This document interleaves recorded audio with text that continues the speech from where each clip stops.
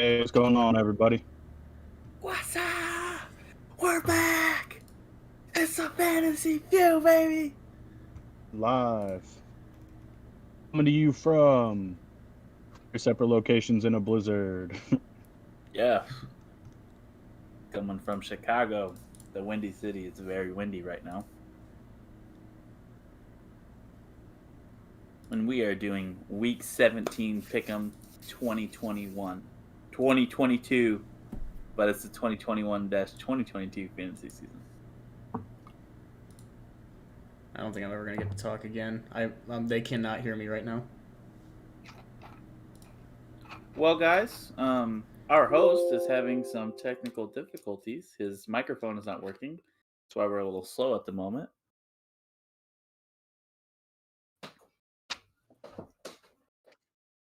Talk. Don't talk. Hi.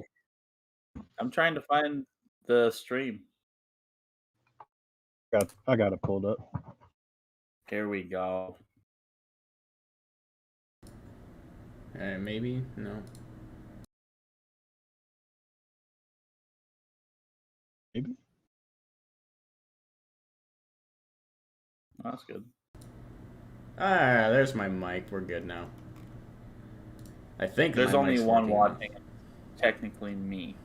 I know, that was quite possibly the worst intro ever. I told these guys they had to go ahead and do an intro and stuff for me, and they barely said any words for you guys out there, so there you guys go. I kind of thought it was like, remember last week when we started and how there was like, 2-3 minutes of like just us talking? I thought that's literally what it was. That's what I was trying to fix for like the first, 20 minutes I was in here, but it didn't work at all. So now, like, we've been live the entire time. Like, nobody luckily was here to hear that.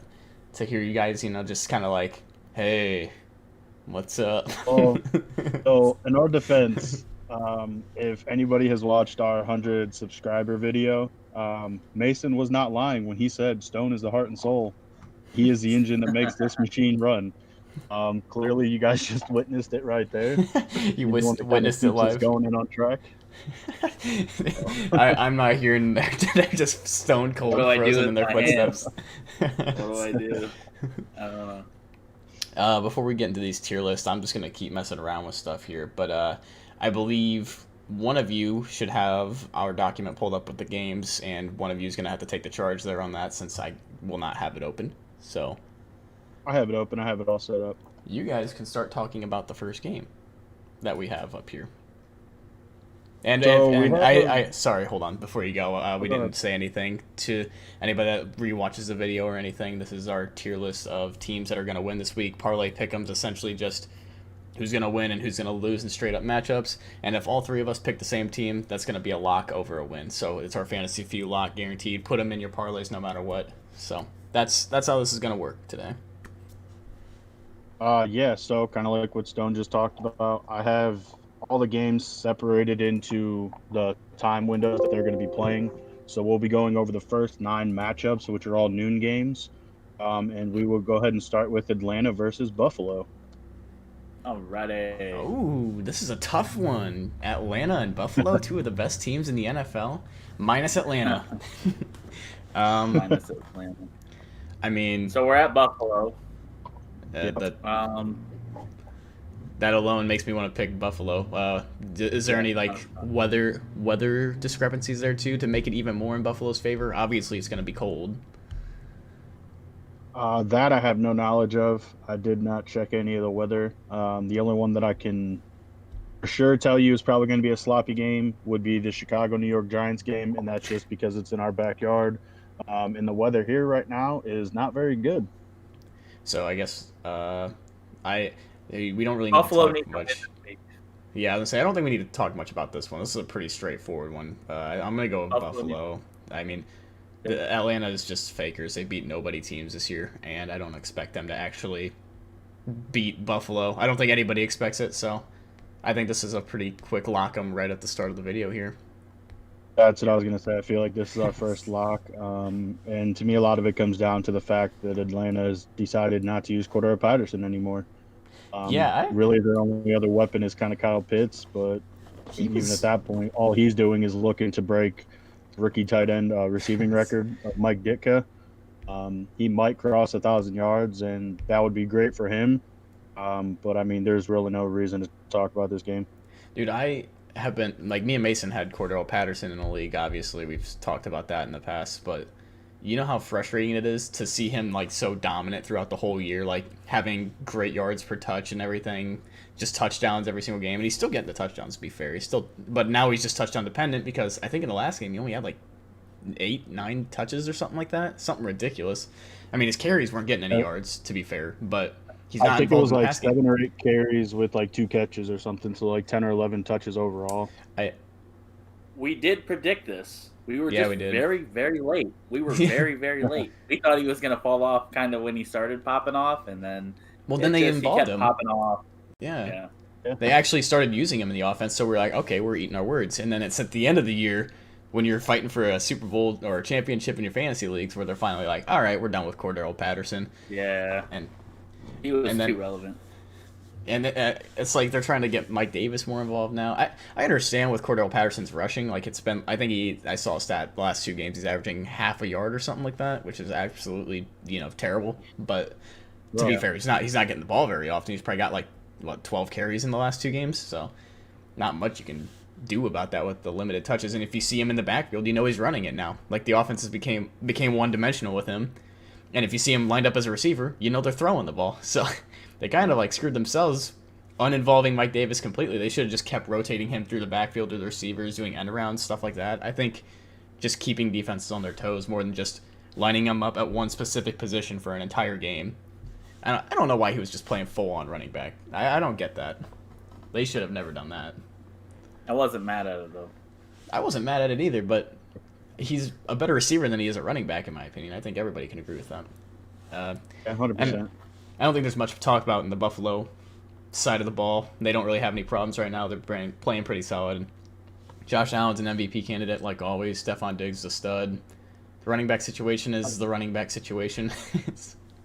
I do just want to notate something real quick with Buffalo. Gabriel Davis, who we kind of talked up as a waiver pickup after having a pretty good week 2 weeks ago. Obviously, he went to COVID, and then Isaiah McKenzie blew up. He went to the tune of like 25, or I think it was like 20-plus fantasy points, 125 yards, like 10 catches and a touchdown. Reversing back to what it was before. Isaiah McKenzie, I don't think, is going to be a focal point considering they have Gabriel Davis back, as well as Emmanuel Sanders. But I mean, other than that, like you said, the backfield is not really much to talk about. I think Josh Allen is just going to continue his streak right now and torch this defense. Just don't throw at AJ Terrell, and you're fine. that's all you gotta do against that like AJ. He's good. I like him, but when it's all they got on the defense, we are giving this game way too much coverage. All right, let's move on, Paul. What's the next game? I'd rather spend a little more time on this next game because this game's a little interesting right here. What we're about to talk about. All right, so this next game is the New York Giants at the Chicago Bears. Two horrible football teams facing off. Like I said at the beginning, probably going to be bad weather. So I don't foresee a lot coming from the quarterbacks. I know Justin Fields was already ruled out of this game. Matt Nagy came out and said Andy Dalton is the starter, not Nick Foles. Like I said, if the weather kind of dictates the pace of this game, I think David Montgomery is going to be a true workhorse. He's topped like 6 receptions in the last 4 games. I think he was predicted or projected over like 50 receiving yards. Hopefully it's all true. I have him in a fantasy championship matchup this weekend. That would be absolutely amazing for me if he could go off. But I don't really have much to say about New York. They're going to be leaning on Mike Glennon. So. We know who Paul's picking. Yeah. No, going into Chicago, it is going to be snowy. Well, who knows? The way the weather is going could be sunny and 40 tomorrow. I haven't looked at the weather forecast, but it's probably not going to be that. But the Giants are horrible against the run. They're ranked 25th this year when it comes to fantasy points per game. This is a fantasy football show. I believe David Montgomery is going to just have a day. Hand that guy the ball. What's Glenn? crap. I can't talk Mike right now. Glennon. What's Andy Dalton going to be able to do? No, I was trying to say Andy Dalton, the Bears quarterback. Who knows? They shouldn't pass the ball that much. Both teams. I think the Giants are looking atrocious, man. They started off. They looked like they were going to be able to at least compete with teams. They can't even compete with teams right now. Out of the two bad football teams, I think the Bears are going to take this one at home. They got a big win last week against Seattle. That was their playoff game this year. That was the best game that either team probably played all year. Thanks for that. It was a good going game. up against 5 and It's 9. two decent football teams that have potential that both aren't good this year playing against each other. It was a great game to watch, to be honest. But I think the Bears are going to take this one away, guys. So what I'm hearing is we're probably getting another lock here pretty early. It's really tough to lock the Bears, though, as like a fantasy fee guarantee type thing. So I was just thinking that. The Giants, I don't even see Saquon. But if Saquon was having a Saquon season, I would be scared. But he is just not it this year. He is not doing great. While he's doing okay, you can throw him in your fantasy lineup. He's not doing great from like an overall football perspective. Yeah, he might still be drawing the defense. They might still be stacking the box, but. So yeah, I think. Should we make a little? I don't know, an exception here and just put the Bears as a win instead of a lock? Because I don't know if we would necessarily lock the Bears to win this game just because they've been so up and down all year as well. But I do think we all unanimously agree that the Bears are going to win this game. As much of a Bears hater as I am, as a fan, as a fan of the team, I think we say a win. I dig it. Put him as a win and put New York as a loss. Yeah, I mean, like you said, like it's hard to pick this team as like a unanimous. They're going to win no matter what. It's not like Buffalo going to Atlanta. This is Chicago Bears we're talking about at home, who are coached by Matt Nagy, the best coach in the NFL. Against a terrible New York Giants football team. Very terrible. And the Giants are so hard to watch too. If you watch any game that involves them, it's just so boring because the other team you just know is gonna win 35-6 or something. Just so hard to watch those games. And I'll be happy if that's a score. And it's weird because like Mason said, Saquon's been having a down year obviously, and that's really all they can rely on. But Devontae Booker has had a low key pretty good season for them as well. I like Devontae. He's actually a pretty good fit for them. So they have a good run game there, but the problem is the Bears have a really good rush defense. So if the Giants want to rely on the rush offense, it's not going to happen against the Bears. Not in that weather. I guess I don't know. Paul's saying maybe not. I want to make one proclamation for this game. I think that is that Bob Quinn will shatter Richard Dent's sack record this weekend. He only needs half a sack. He needs a sack to tie it. He needs one full sack to pass it. I think he's going to rack up 2.5 sacks on Mike Glennon this week. I mean, he definitely could. The giraffe is not known for being a fast animal in nature, so they probably won't be able to escape the wrath of Bobby Quinn. All right, Paul, let's move on to the next game. What do we got here? We got Kansas City Chiefs at the Cincinnati Bengals. This is a good game. Yeah, that's what I was about to say. This is the first one we can talk about that's going to be competitive. So excited to watch. Well, let's first off start off who's the home team? What's the weather looking like possibly? Kansas City is playing at Cincinnati, so Cincinnati's home. And I have no idea what the weather's like, but it's another Midwest team in the state of Ohio. So I can't say it's going to be sunny and 60. I can only assume it's probably going to be nasty, although most of the teams are probably going to have their fields cleared. I don't think it might be like a full-on snow game. So at most, they're probably going to be just playing in cold weather.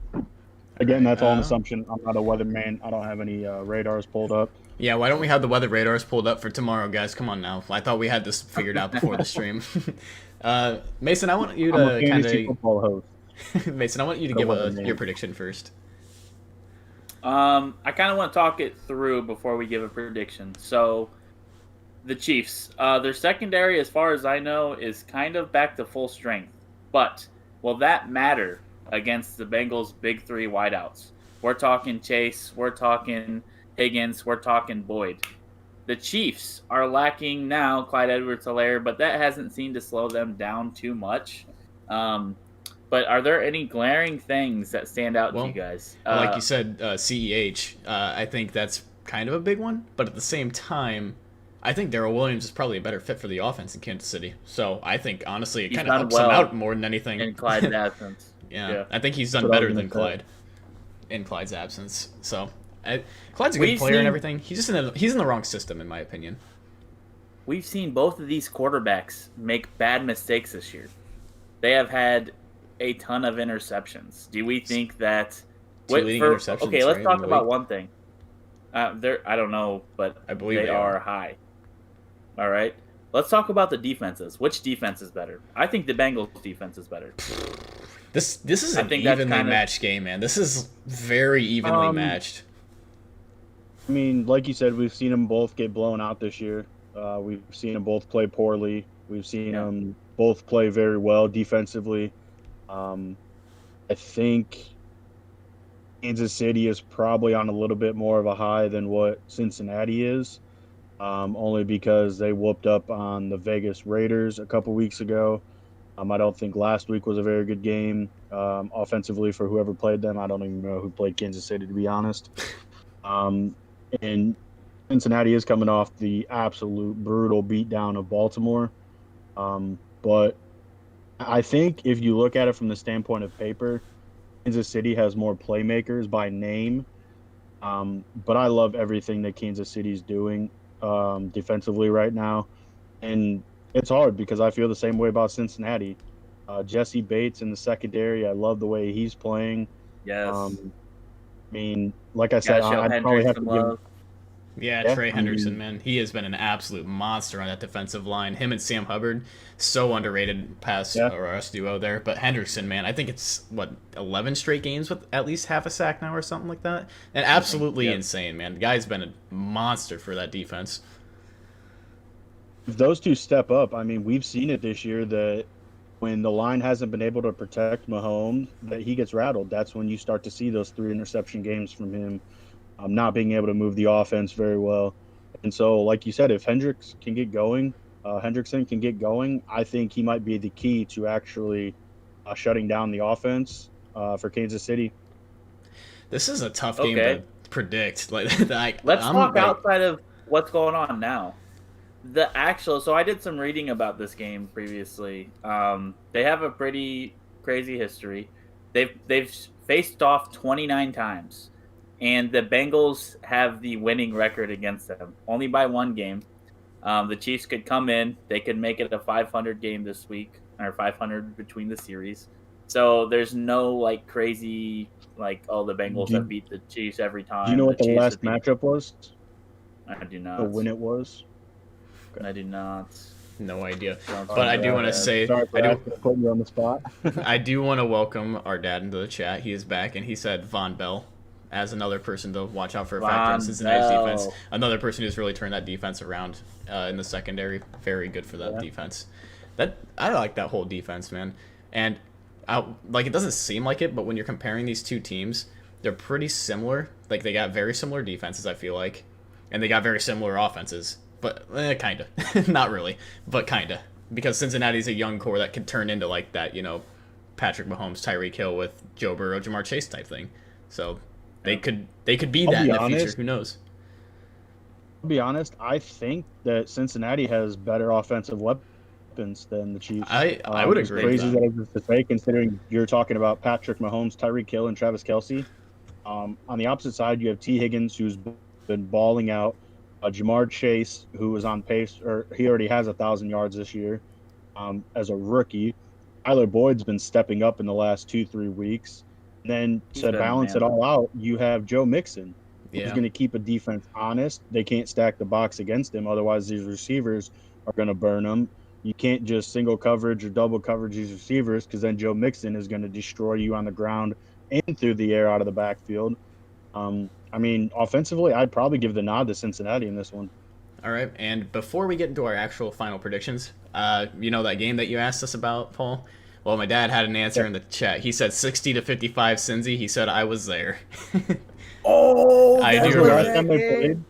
Yeah, it must have been. That's crazy. That's But amazing. that is an absolutely insane scoreline too. I couldn't imagine going to a game that's like that fun to watch. That had to have been the Alex Smith, Jamal Charles days, right? Possibly. I'm not 100% sure about that. That's just a guess, but that's what my guess would be. But let's go into our predictions. I want you two to go before me because I want to see if I'm the deciding vote.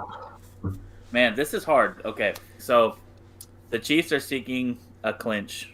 I think a first round bye if they win this. Or no. They wouldn't. Would it be a first round bye? They're seeking to clinch a playoff. They got to be number close one? to it.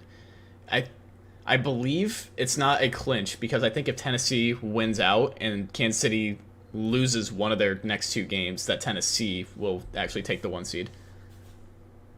They're looking to get a bye, I think, if they win the next two games. Doesn't matter, not entirely.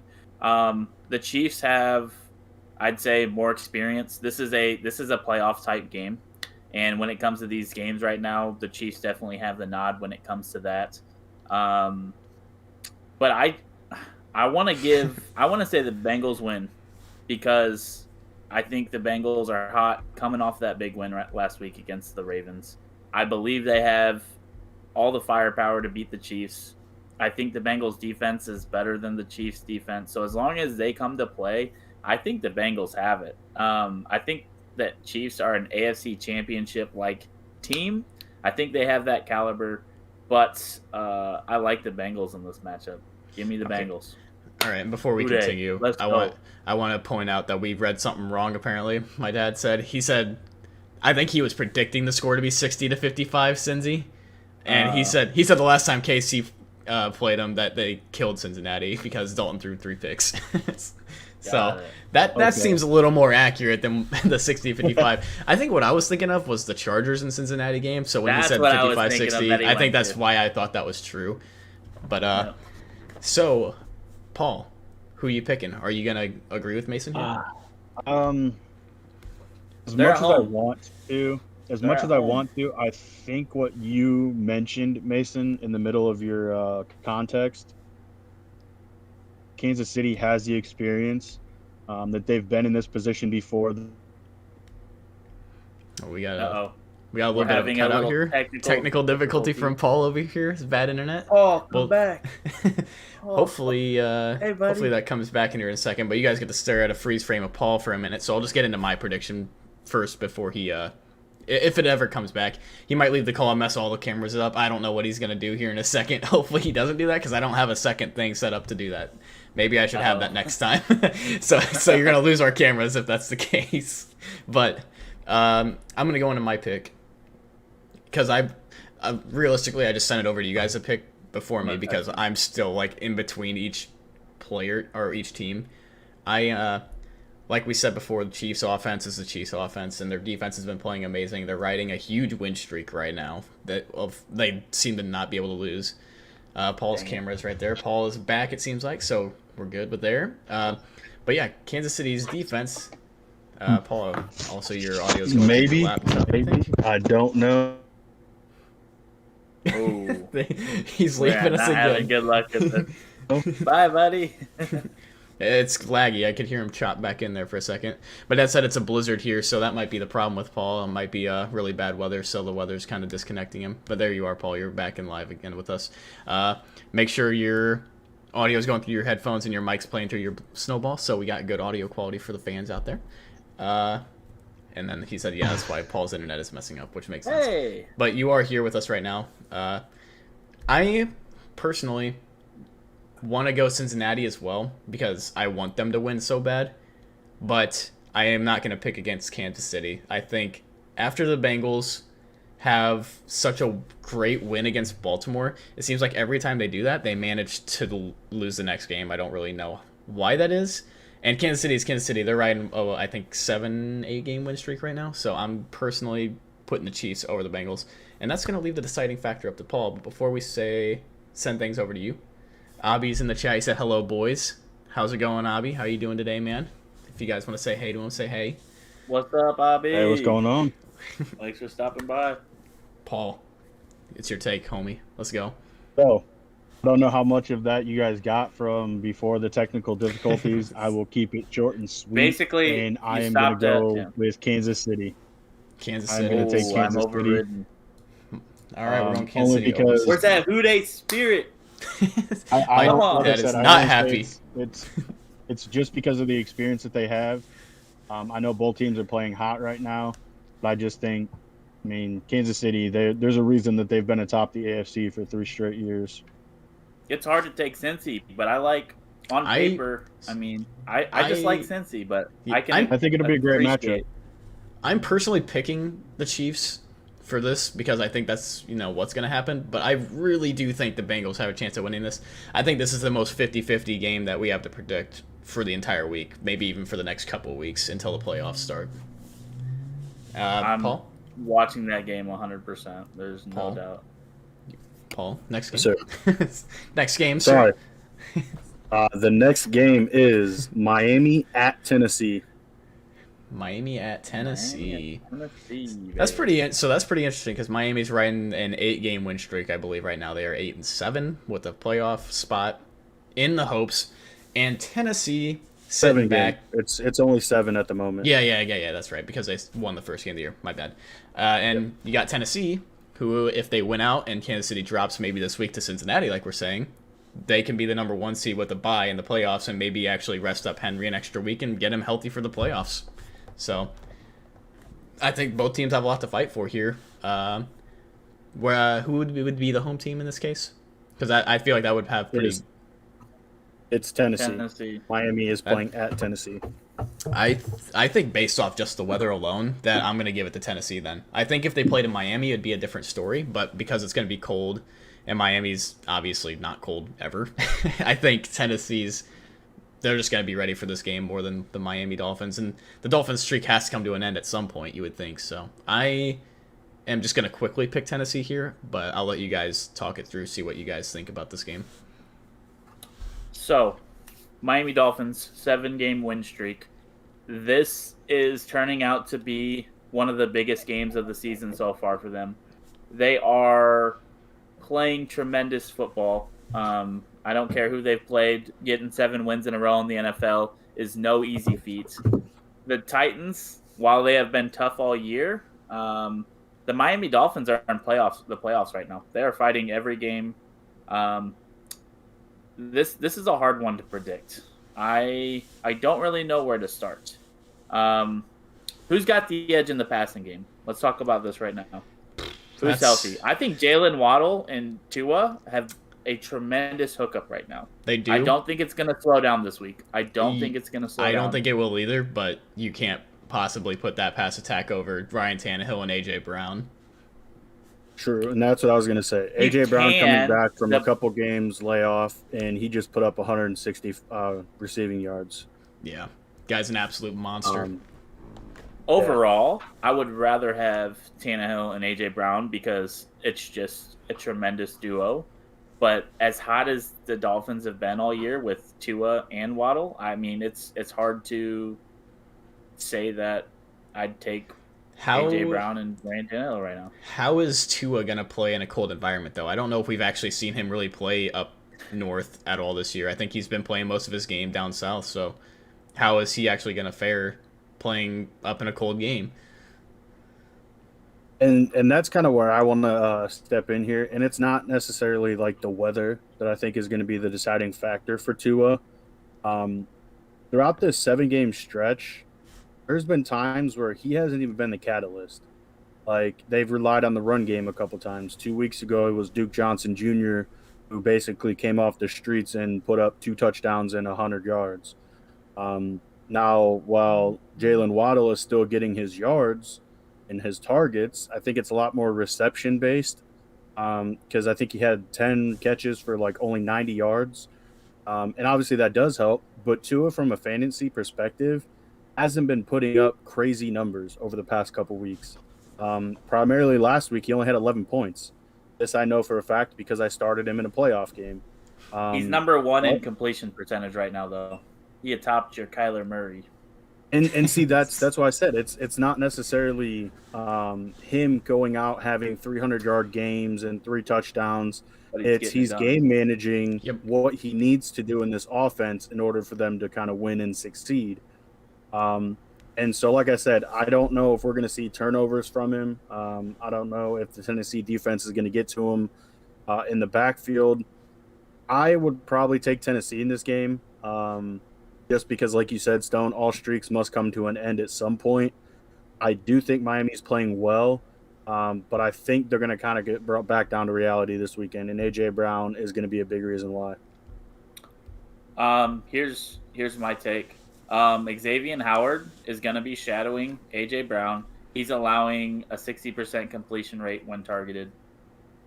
Decent, but also decent on both sides. It gives A.J. Brown decent potential. I think if they slow down A.J. Brown, I think the Titans are in some trouble because I think the Miami Dolphins defense is good enough to keep the game at a low scoring, so that Tua doesn't have to go up and score 1,000 points. Because once the game is in Tua's hands, like you're talking about, who knows if he can put the 400-yard game up?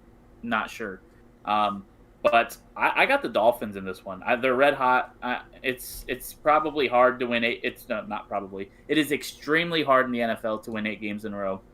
Can they do it against a Tennessee team that is almost clinched the playoffs with this win this week? But the Titans are 3-3 over the last 6 games. They are not playing the greatest football they can play. Miami is just playing better. I think the Titans are kind of one-dimensional right now with Tannehill and A.J. Brown, and if they shut that down, boom, let's give it to the Dolphins. Waddle and Tua. This could be one of those games, though, where Tennessee's offense just clicks. There's just those random games, even with, Hilliard and people at the RB position. This could be one of those games where Hilliard breaks a 50-yard touchdown and Foreman breaks a 50-yard touchdown. Yeah, he said that earlier with the Cincinnati and Kansas City picks. Yeah, he said that a long time ago. So yeah, I like your take, Mason. I respect that you're going to pick Miami here because I personally could see them winning this game, but I think Tennessee just has the edge here. I think they're fighting. I'm writing this down because I'm picking all against you guys. I want to say that Tennessee has more to fight for here for a first-round bye, but Miami's fighting for a playoff life. So both teams are going to be playing hard. Do or die. Yeah, for both. Do or die for Miami. And even if Tennessee loses out. If Tennessee loses out and other teams win, Tennessee hasn't even clinched a playoff spot yet, so they could still lose the playoffs. So, this is going to be a big game. My dad said, how many touchdowns is 1,000 points, LOL? I'm not good at quick math here, but I'm going to guess somewhere around the realm of 120 or so. I'm going to guess around the realm of 120 maybe more than that, 130 or so. I'm going to guess 166.6. Okay, so I was a little off. 166.6 touchdowns. Anybody has the ability to do that. All right, let's move on to the next game. We will move into our next matchup. Yeah, Las Vegas Raiders at the Indianapolis Colts. We don't have to worry about weather in this game because it's in a dome. We got some good news. Both teams playing a dome. Good news. Both teams playing a dome, so this is going to be an interesting one, actually. What's the news, Mason? News. We got Carson Wentz. Yeah. Carson Wentz, just got cleared to play this morning. Yep. I'm so excited to hear that. We had a lot of confusion on a previous video that we made. We had a lot of confusion because he was ruled out, and then he was ruled back in, and then he was ruled available Sunday, and now he's available today, apparently. I don't know what's happening with Carson Wentz, but if he's back, he's back, and I think the only thing I can think of is that when the report came out Tuesday about him hitting the COVID list was that his positive test was actually on Monday. If you count when they switched it up from 10 days to a minimum of 5 you can have as long as you're asymptomatic and you're in a trending upward position due to whatever ailments you might have from the COVID. He got 5 days, obviously, and that puts him at today to be eligible to play tomorrow. Okay. I thought that might have been the case for Sunday, but regardless of the fact, Carson Wentz is back and ready to go, and I personally think that Carson Wentz was the deciding factor for me on who wins this game. And I think both teams, again, fighting for playoff positioning, and the Raiders fighting for, I think both of them actually just for a playoff life at this point. I think if the Colts win this game, they're pretty much clinched in, and the Vegas Raiders are pretty much removed from the picture completely. I'm not 100% sure about that, but I'm going to go with the Colts. Jonathan Taylor is just going to absolutely torch the Raiders' rush defense. And then Carson Wentz just to game manage in this game. That's all they needed. Now that the defense can't key in on Jonathan Taylor as much, I think that's what's going to put Indianapolis over the fence here against the Raiders. So if I can just speak to the playoff contention like you're talking about, Stone, the Colts are sitting in 5th place at 9-6, and the Raiders are technically in 10th position, even though they're only one game back at 8-7. The Raiders obviously have a lot of hurdles to jump based on tiebreakers, but they have Indianapolis this week, and if they can beat them, obviously that's going to change up the landscape a little bit. They'll both be 9-7, and I'm not really sure where they'll end up if that actually does happen. The Raiders would jump shoot over the Colts because they win the head-to-head. So this game has huge meaning for the playoffs as well. Right, but I'm just saying I don't know where exactly they would land seeding-wise. Like I said, the Raiders coming into the game are 10th, and Indianapolis is 5th. I was going to say, again, it depends on how every single other game this week pretty much plays out for AFC playoff teams, because if one team wins, then they're higher. If one team loses, they're dropping out completely. This is a wild week for the NFL. So, like, every game, AFC-wise, is going to be very good. Very, very good. Yeah. But I'm still going to stick with Indianapolis. With Carson Wentz, I just think Indianapolis is going to get it done. Again, this is playoff football right now. We're only in week 17, but this is playoff football. I think the Raiders have had way too many ups and downs this season. When it comes down to it, the Colts are hot. The Colts are a better organization. They're still fighting every week for a playoff spot. So, at the end of the day, with Carson Wentz back, it's a lock. I almost want to say it's a lock for me for the Colts. Yep. I agree with you there. And my dad pointed out in the chat. To me if it's actually going to be a lock, huh? Yeah, I want to say we have a chatter. My dad saying Raiders are a train wreck. Indy will roll them. So I think he's on board for the lock of Indianapolis over the Raiders. But we'll let you see if it's a lock or not. So before I give my final prediction, I just want to tell you guys, I read an article the other day. I can't remember who it was by, somebody off ESPN or Pro Football. And they basically predicted that Josh Jacobs was going to outduel Jonathan Taylor this week. And he was going to have a better day against the Colts defense than what Jonathan Taylor will against the Raiders defense, which I think is just kind of asinine. I'm going to go ahead and I'll give it a lock. I think Jonathan Taylor does take over this game, regardless of if Carson Wentz was healthy playing or not. I think the game plan is always going to be Jonathan Taylor. But also at the same time, I mean, I never want to fully count out Derek Carr because he busts his butt every single game, whether they're completely in playoff contention, if they have a number 1 seed locked up, or if they're all the way down in last place. He always works hard. I think him and Hunter Renfrow, they're going to give this defense fits. And then you are sprinkling in a little bit of Josh Jacobs. I think he'll be average at best, but I'm giving this one to the Colts. I will say, before the season started, I was the Derek Carr hater in terms of fantasy. Not actually, but I always was just like, yeah, he's kind of overrated. He's not going to do much, blah, blah, blah. But he deserves respect. Like, he actually is a hard worker. He's a good guy. Like, he deserves the respect that he doesn't get really from any average NFL viewer, I feel like. So, but against Indy, with these playoff implications, the way the Raiders have been playing all year, it's hard to even see the Raiders having a chance in this game. If Carson Wentz wasn't playing, and then the Indianapolis Colts were one-dimensional in the run game, I thought the Raiders had a chance at winning. With Carson Wentz back, no shot. Lock the Colts. Let's move to the next game. Let's go. We will move into the next game, possibly another easy one. Oh, you think so? Oh, God. Yeah. Oh, God. What is it? So the next one, Jacksonville at New England. Okay, let's go ahead and throw New England up in the locks. I'll hear you guys out if you have anything else to say, but I've said my answer. No, I got nothing. New England. I mean, what's there to say for Jacksonville? Let's put a cigar in Mac Jones' mouth. Oh, he's gonna be on that Joe Burrow Patriots stuff, by huh? 30.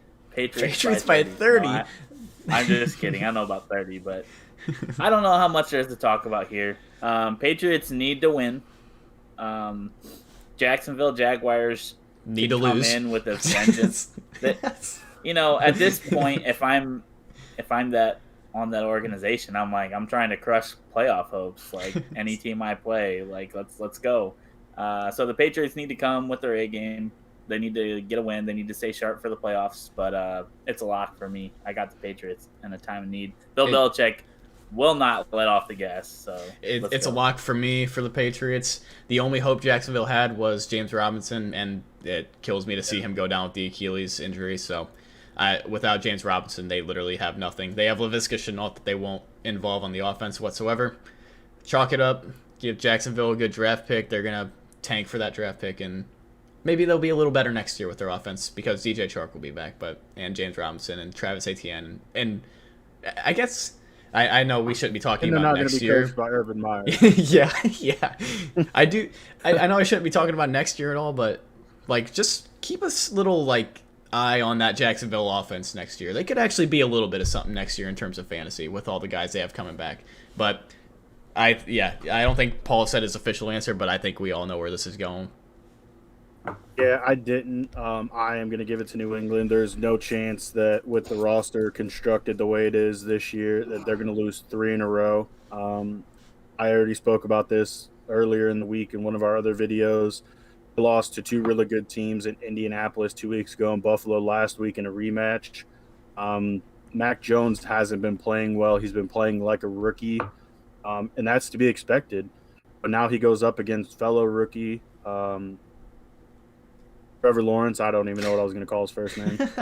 He goes up against Trevor Lawrence, who he's been playing kind of decent in his own right, but like you guys said, he just really has nobody to do it for him. He has a couple receivers, Laquan Treadwell, who's made a career comeback, Laviska Shenault, who they just can't really find a way to get involved. They just lost their best player, James Robinson. As much as Mason said that if you're on that organization, if you're on that roster right now, you want to be the people that are like busting playoff hopes for other teams. I almost think that you might want to lose out so you can have the number 1 pick again because they're in contention for it with Detroit. Yep. And if you can have back-to-back number 1 picks and surround Trevor Lawrence and Travis Etienne with even more talent, I mean, you can't really go wrong with that situation. They need to focus on D, though. That just leads into They need to focus on defense, though. They don't need any offensive weapons. Their offense is kind of solid. They need to focus on that defense because their defense is just awful. They have Josh Allen, and that's it. They've lost a lot of players in the past couple of years. They lost Jalen Ramsey to trade. They lost Yannick Ngakoue. I believe that might have been had some really good pieces on that team. Calais Campbell. Do they have Calais Campbell now? They lost him. Okay, so yeah, he's gone. I mean, it just I can't remember if he plays for them now or if he plays for Baltimore. He got traded to Baltimore. Like you said, their defense has been atrocious since the 2017 AFC Championship. Tom Brady just completely destroyed this entire organization in a matter of 60 minutes. And how fitting for them to play against New England again this week, right? That's Bill Belichick. Yeah. I think just to recap for you viewers out there, we picked the Patriots to beat the Jaguars. Surprising, I know. Let's move on to the next game, Paul. Who do we got? Oh, how convenient. We got Tom Brady himself. We have Tampa Bay going up against the New York Jets at the Meadowlands. I want to say there's going to be a lot of locks for games this week. There's going to be a lot of locks this week, I feel like, because I think Tampa Bay is a lot better than the New York Jets. There's a lot of close games this week, but there's also games like this where it's like, okay, how would you ever pick the Jets over the Tampa Bay Buccaneers? Where's the game at? Maybe since it's a little cold outside that the Jets have a chance, I guess. Well, in other news, let's talk about Byron Leftwich. What about him? I think the Jets asked him to do a coaching interview, right? And then he said it's like disrespectful, blah, blah, blah. This is the only thing to talk about with this game right now. Well, that's not true. It might have been like the Jags or somebody else, but it wasn't the Jets. The Jets had Robert Saleh. It's not the only thing to talk about because the Buccaneers don't have their receivers. They don't have Mike Evans or Chris Godwin. They do have Antonio Brown, I believe, this week, but they don't have a lot of their offensive weapons. I did hear that Antonio Brown tweaked his ankle. Well, they still got Tom Brady. They have Tom Brady. They hand the ball off to Ronald Jones. Tom Brady makes the other wide receivers work. Bruce Arians is on COVID. They have an interim play caller head coach right now. They have a lot looking down on them. There's a lot going against this team. So I know I was trashing the Jets right at the beginning. But I don't care. The Jets have not looked bad at times this year. The Jets, the last few, I would say the last 6 weeks, the Jets' record probably isn't that good, but they have actually played teams tough, and they're healthy, and Robert Saleh is a great coach. I think the Jets have potential to actually pull off an upset here. It's definitely not out of the question. I've got an update 20 minutes ago that says Bruce Arians will coach against the Jets. He will coach against the Jets. He cleared COVID-19 protocols. Okay. He will coach tomorrow against the Jets. So that's one thing they got going on right now. I thought that literally just happened 20 minutes ago, 2 days ago. I didn't think he stood a chance at all, but that's huge for them. What are you guys predicting here? I kind of want to hear what you guys have to say. We'll start with Paul since Mason's getting coffee. I gotta get my coffee, guys. I gotta drink constantly. Like Mason said, it's just better have a beer going. He's gotta take a drink every time I take. I also feel like nobody expected New Orleans a couple weeks ago to shut out Tampa Bay, but that's probably a different story if their top players didn't get hurt, if they didn't lose Leonard Fournette, Mike Evans, as well as Chris Godwin all in the same game in the span of a quarter. I can't go against Tom Brady. Not against a team that he's absolutely owned his entire career. Before we get into this, I do want to say my dad pointed out that Tampa does have Gronk, and obviously that's a big piece of that offense. And I think if Antonio Brown plays and Gronk's there with Tom Brady, Brady will not struggle. I'm gonna pick Tampa Bay to beat the Jets here, but I'm giving respect to the Jets because I think they could play them tough, to surprise people. I think they can play them tough. I mean, I will say I think Elijah Moore, coming off the COVID and the injury the past 3 weeks, I think he's going to be a factor in this offense. And as crazy as it sounds, I also think Michael Carter, I think he's going to play really well. And if you have him in fantasy or any championship matchups, you're probably thinking maybe I'm not going to play him because it's Tampa Bay's defense. But I will give you the vote of confidence. I myself am playing him. It helps that I have Antonio Gibson, who is officially out. Yeah. That makes that a little bit easier of a decision. But I also feel comfortable enough because Michael Carter can do it through the air. He can do it on the ground. So I think they're going to find creative ways to get him the ball as well as Elijah Moore. Michael Carter is a good up-and-coming running back. I really like him. But against Tampa Bay's defense as a rookie, I just don't see him getting much done. So if you're in a dire situation like Paul is, I say start him. But if you have other options at a flex position, possibly at the RB, I say don't start. That's personally my opinion. But I just want to throw something to you quick, Stone. Khalil Herbert ran for over 100 yards on Tampa Bay's defense. I know. In a disgusting 512-3 shootout. So. There haven't been very many people that have actually done that to Tampa Bay, though. That's the thing that kind of scares me a little bit. So I think are we going to lock Tampa Bay, though? That's the question I'm having, because I don't know if I would necessarily want to lock them. I think I might want to just say they're going to win, but I don't think it's a situation of Kansas City and the Bears and New York like we had earlier where it could be a toss-up. I think this one is going to be Tampa Bay.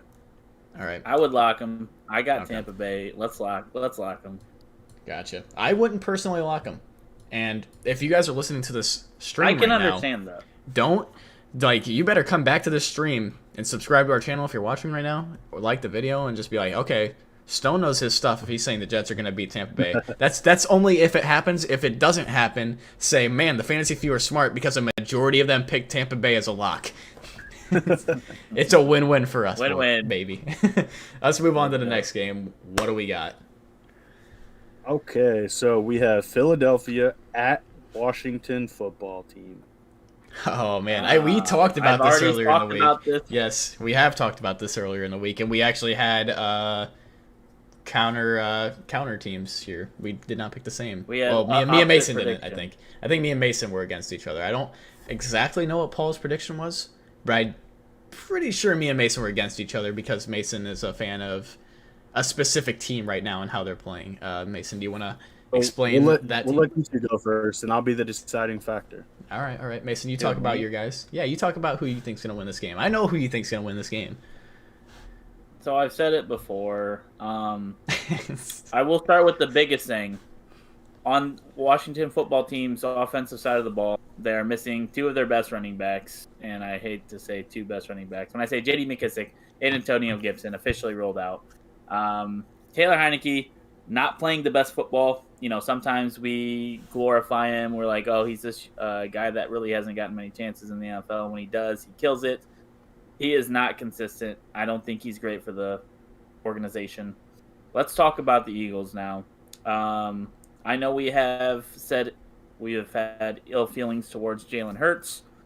That being said, he gets it done. He runs the football. He can move this. He can move the sticks with that offense. I think Miles Sanders is out, correct? Broken hand. He's done for the year. Yeah, doesn't matter. They've got 10 other running backs they like to use over Miles Sanders, anyways. I'll give you up their wide receiver. Jordan Howard is doubtful with a stinger neck injury at the moment. Ooh, Boston Scott is looking as the lead back with Kenneth Gainwell behind him. And Boston Scott's not even bad. Like, I don't count that as too big of a loss for Philly. Boston Scott's been very good for them in filling in. The only thing so is Howard. I bet Washington forces some turnovers because Jalen Hurts isn't the most accurate guy in the world. They'll be able to pressure him. They'll be able to get him off his game. I hope Gardner Minshew comes in to lead them to the win. I'm just kidding. I think the Eagles win. That's just they're fighting for a playoff spot right now. It's just for me. I got the Eagles. I don't have much other to say than that. Like I said at the beginning, me and Mason had differing opinions. I thought Washington was going to win this game, and it's one of those things where it's like you look at the paper and like everything Mason said was like, yeah, that makes complete sense. That's what should happen. But this is going to be one of those games that shouldn't happen. This is going to be one of those games that nobody expects to happen. Antonio Gibson and J.D. McKissick out. Taylor Heineke playing some of the worst football he's played in his career. Terry McLaurin completely uninvolved in the offense to this point. Like, something's going to change this week. I don't know what it's going to be. Jarrett Patterson's pretty, like, one of the better third-string running backs in the league, in my opinion. He's a rookie. Pretty solid out of Buffalo. But I think Terry McLaurin gets involved in this offense. And Philly's one of those faker teams. They, like Mason said, Jalen Hurts is getting them wins, but they are not the greatest team in the NFL. I think before when we ranked our teams, we had them in C tier, and that was 2 weeks ago. 2 weeks ago, they were like, what, 6-6 at that point? That's when we had them at C tier. They've only won 2 games since then. I'm not backing down from that. I still think Philly's not the greatest team. And after what happened to Washington last week, after that assault they took from Dallas, they're going to come back with some firepower, and they're going to win this game, I bet. Okay. Paul, do you have anything to say? I think that puts it on me. Both you guys make very great points. I think Philadelphia has a better opportunity to win this week. I think Fletcher Cox and that defense are playing very well. They just beat down division rival New York Giants last week, as well as Washington football team being beat down by the Dallas Cowboys. And when I say beat down, I mean they were fighting each other at one point, literally on the sidelines. I don't think Taylor Heineke is going to be able to do anything in this game. He's not playing well at all. They just lost Antonio Gibson. Having to rely on Jarrett Patterson or Jonathan Williams is not ideal, especially against this front of the Philadelphia Eagles. I mean, as much as you can try to force feed a receiver targets, I just don't know if it's going to work out for this team. I'm going to go with the Philadelphia Eagles, and I don't think it's really going to be a close game. I will tell you right now, I was joking about the whole Jets thing. Check out the channel. But if you're not subbed after the Washington football team wins this week, and I told all you guys so, now you can come back to the channel and actually say that, because I am almost guaranteeing you they win that game. That's what everyone's going to say, dude. I don't know what it is, man. It's one of those hunch games. And you know what though, I will give it to you, Stone, because it's almost like last week with Chicago and Seattle. With the way Seattle was playing, nobody gave Chicago a chance. yeah, that is true. And they stuck with them. They hung in there. They went blow for blow with them and ended up coming out on top. Washington football could do the same exact team. Maybe they looked themselves in the mirror after that disastrous beatdown they took last week, and they try to right some of the wrongs. And I know we talked about it in our playoff video earlier this week. They have potential. I mean, they're literally dead to rights basically at 6-9. Yeah. But, I mean, they still have like a 1% chance, glimmer of hope. They need a lot of things to go wrong. So I do think they're still going to fight and try to make their way to the playoffs, even though I don't think they have a chance. But again, I mean, I can see the upset possibility. I just still think that the Eagles are going to take it.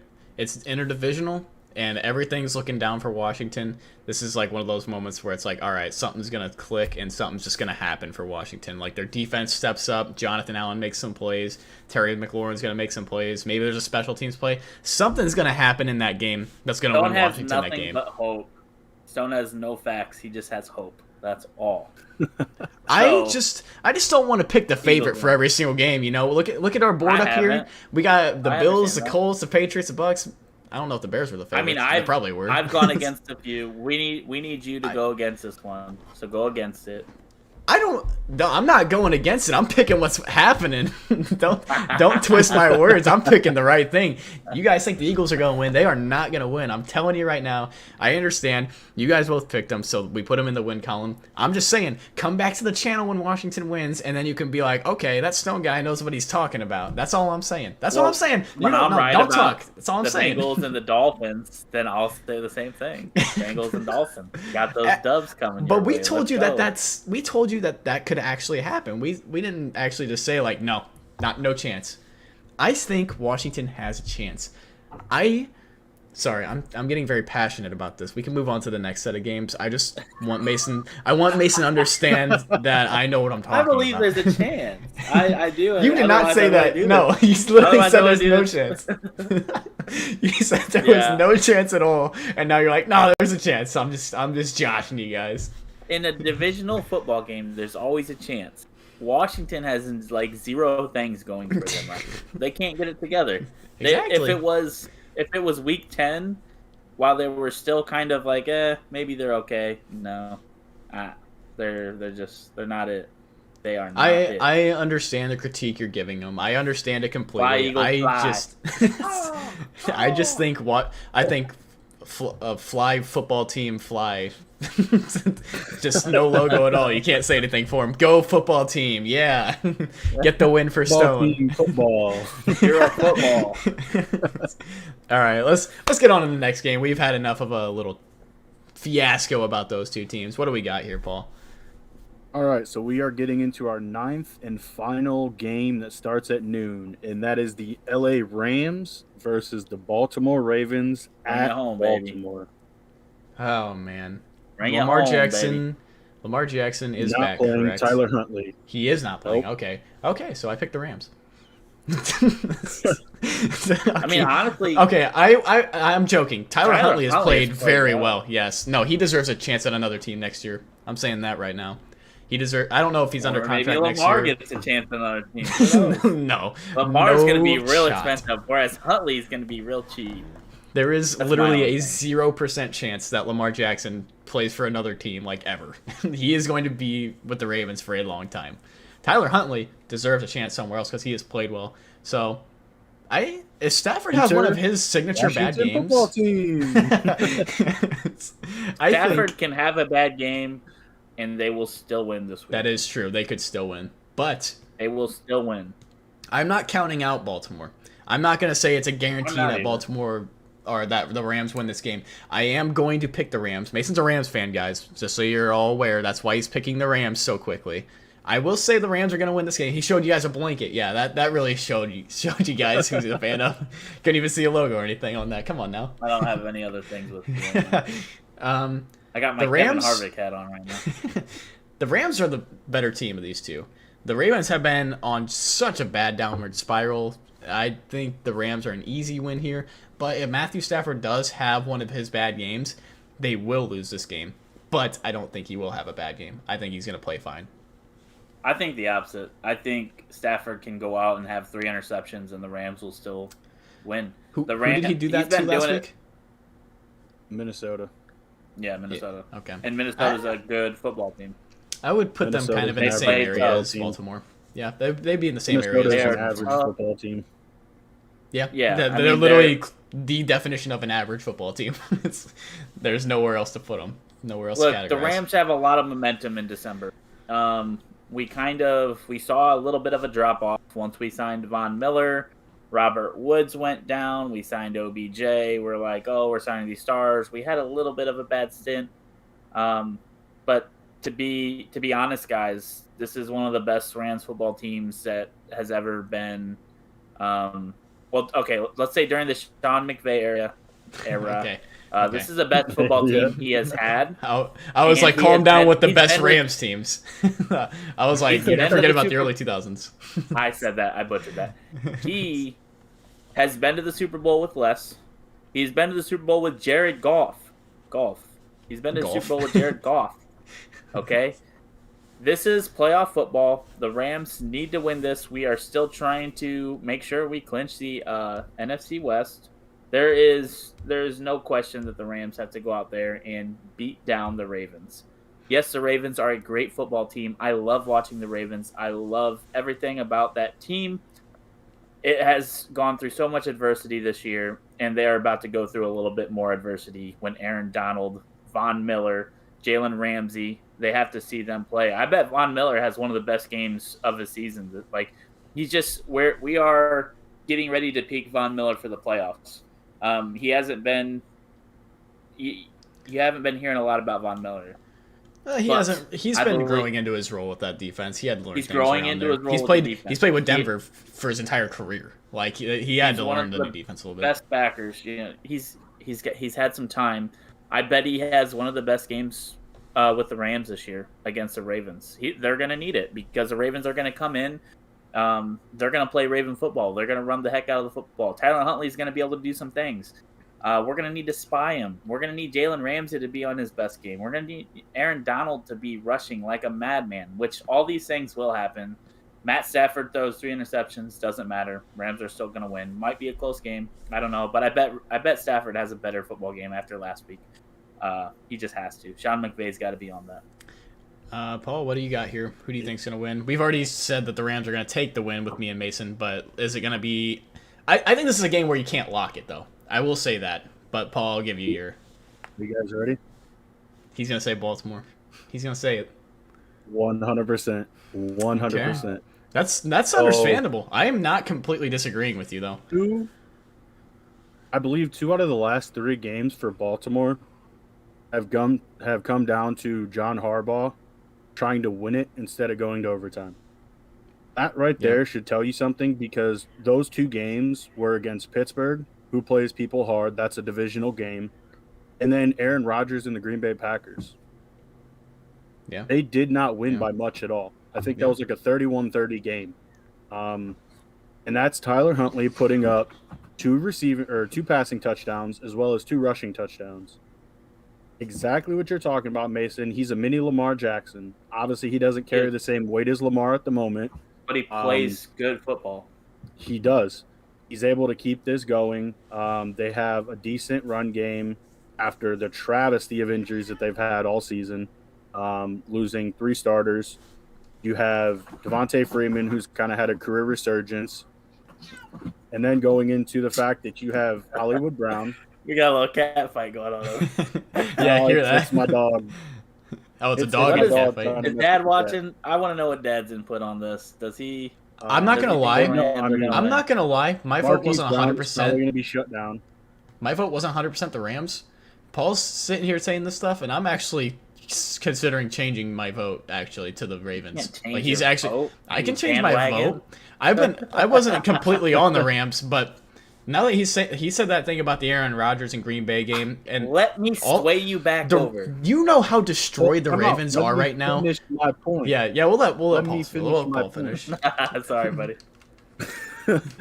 So again, you have a decent cast at receivers. You have Rashad Bateman, rookie, who I think can be the catalyst for this team, him and Mark Andrews. I think Mark Andrews is almost as unguardable of a tight end as you can have, because no matter if you put a linebacker on a corner, if he's inside, if he's in the slot, if he's lined up in end, like, he is just a mismatch for almost any player. Yeah. And so that's a go-to for him. He's going to command defense, and then you can open up the field for Marquise Brown. We've talked about it this week. I don't think he's going to have a great game. But again, that opens up Rashad Bateman. Rashad Bateman has been – we saw last week. I call him a mainstay for this offense, but he has been the one that's gone out there and been able to pick up for the lack of production at receiver outside of Hollywood Brown. Who am I trying to think of? Their other receiver that they brought in from Kansas City. He was with the Rams, Buffalo. What is his name? I don't even know, because I would have said. Dude, are you talking about Sammy Watkins? Oh, Sammy yeah. Watkins, thank you. Yeah, no, I would have said Devin Duvernay over Sammy Watkins. Sammy Duvernay Watkins, is more involved than Sammy Watkins. He's been hurt a lot. He was expected to play true. basically second fiddle or almost number one to Hollywood Brown, but he just hasn't. He's been hurt half the year. He hasn't played, been on COVID. And Rashad Bateman stepped up halfway through the season when he started getting playing time. And so, I mean, like Mason said, past couple games have not been great for Matt Stafford. He's gone out there and thrown 2 interceptions, 3 interceptions, looked horrible, but they've still found a way to win.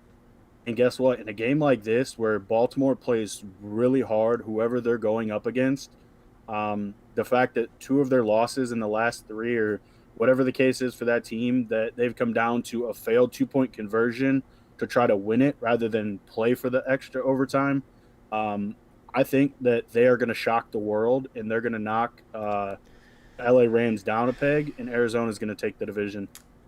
Okay, so I am going to say Arizona will not take the division. I think the Rams are going to take the division pretty easily. But I will say I am flipping my vote here. Mason's going to be salty because he's a Rams fan. He wants that Rams to be in the win category. But it's like Paul said, the Ravens have played, no matter how bad they've been hurt, everybody minus the Bengals. We'll just get the Bengals out of the picture. They have played everyone in the NFL tough this year. Just not the Bengals. They don't have the Bengals number this year, obviously. But I think with Huntley back, they will have a good shot at beating the Rams here. I think Huntley's a good. Don't hear what I'm not saying, guys. I've been a huge proponent of the Ravens all year. I know. Listen, I know. I've even said that John Harbaugh deserves Coach of the Year, and you guys shut that down instantly. And I've talked about how decimated the Ravens have been, and they are still getting it done. Listen, I love the Ravens. I think they're good. But let me tell you guys why the Rams are going to win. Do you guys remember? I talked about this previously. Had 12 interceptions. Let me talk about the X Factor. 1995. A guy by the name of Jerry Rice has one of what is considered best wide receiver seasons of all time. 16 games, 122 catches, 1,848 receiving yards, and 15 receiving touchdowns. Cooper Kupp in 15 games, 132 receptions, 1,734 yards, and 14 touchdowns, 1,734 yards, has one game. The Rams know that they need to push Cooper Kupp. And what have they been doing all year? Like Paul says, Matt Stafford can only look at Cooper Kupp. No, that's a total lie. But Cooper Kupp will get the ball. He has done it against better corners this year. He's done it against better defenses. He's done it. I'll say he's done it against better defenses this year. Cooper Kupp will be heavily involved. And Sony Michel, the tiny X factor to this game. The guy that's been playing lights out. We traded for him early in the year for nickels and change, whatever. The Rams, between Cooper Kupp and Sony Michel, the Rams will have a good offensive football game. Tyler Huntley will need to play out of his mind in order to beat the Rams. So I'm sticking with the Rams, guys. I appreciate and respect your thoughts and your wishes for the Ravens to have a W. Not going to happen, guys. I'm going to be right on this one. See you guys later.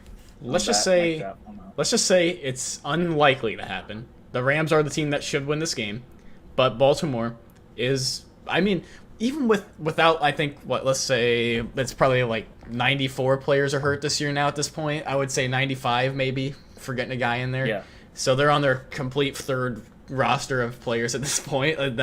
That's how injured they are at this point. The Ravens, man, they're still playing teams hard. There's no reason that they shouldn't win this game. If Stafford, my pants, I'll be fine. If Stafford play, that's good because Mason can't argue me and you, Paul. Now it's just us. So I want him to hear what I have to say, though. Oh, he can hear us. He's still wearing his thing. He can hear us. He just can't bark back now. The Ravens are decimated to injury, pulling every team tough, minus Cincinnati because Cincinnati's a good team and they just have their number. I don't know. There's not much more to say. Even Devonta Freeman, he's been pretty good all year. Like, he's ran the ball well. Huntley's been filling in well. Hollywood, he's been down recently, but he's been good. Bateman, Mark Andrews. There's not much more to say. The Ravens are not a bad team. They're still good. They're still fighting for a playoff spot, for that matter. Whereas the Rams have essentially all but locked up the NFC West because Arizona is just on a downward spiral for just nothingness. They're probably not even going to win another game this year at this point. I just think Baltimore can win this and should win this game. They need to win it for the playoffs. I think they're playing for more than the Rams. I think they'll have more heart in this game. 100%. Because the Rams, they've clinched a playoff spot, just not the division. Baltimore, on the other hand, is on the outside looking in. I think they have the 8th seed, which is just on the outside. And they're only one game back of the division leader in Cincinnati.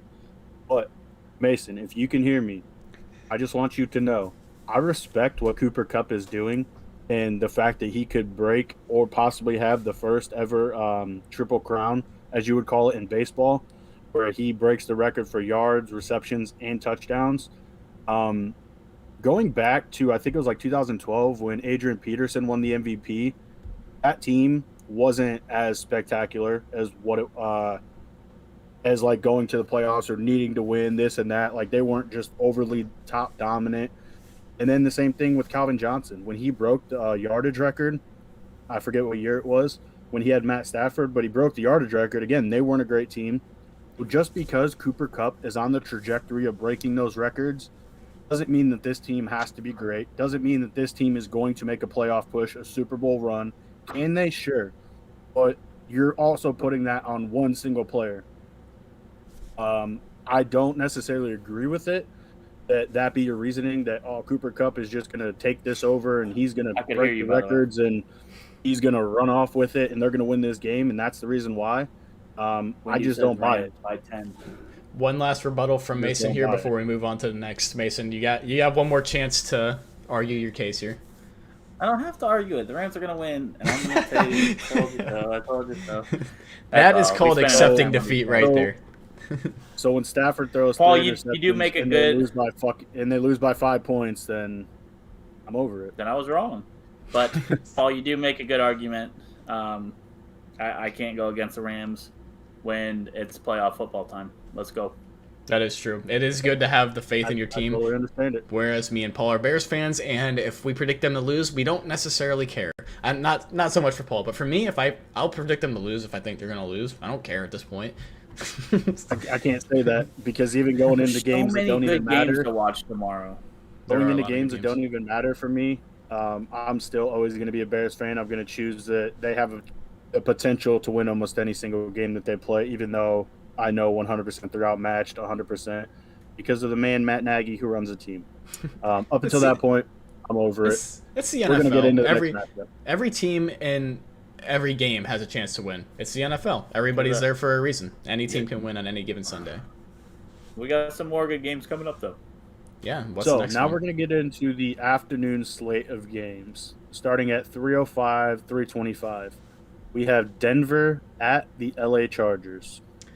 This is a huge one for the playoffs right now. I believe whoever wins this pretty much not in, but whoever loses this might be pretty much out at this point, I think. So this is a huge playoff implicator. I think it really only matters for the Chargers, not necessarily Denver. Denver's only got 7 wins right now, right? So Denver, if they lose this game, they're done. At 7-8. So if they lose, they're done. 7-8. So Chargers are at 8-7. Denver can slip into the playoffs with 2 wins here because they are like I think they're like the 13th seed in the AFC and they still have a chance to make it. As crazy as that sounds, or not the 13th seed. That's something like that. I don't know exactly what it is. They're the 13th. Okay, They're the yeah, 13th seed. I knew it was somewhere in that region, but personally, after losing to the Las Vegas Raiders, I do not think that they're going to come out and beat the Chargers, specifically because the Chargers lost to Houston last week. They wrote Houston off and got absolutely pummeled because of it. They looked forward to the Denver game, didn't care about the Houston game. We see this with teams all the time. I think they're going to be ready for Denver, and I think they're going to win this game pretty handily. This is going to be...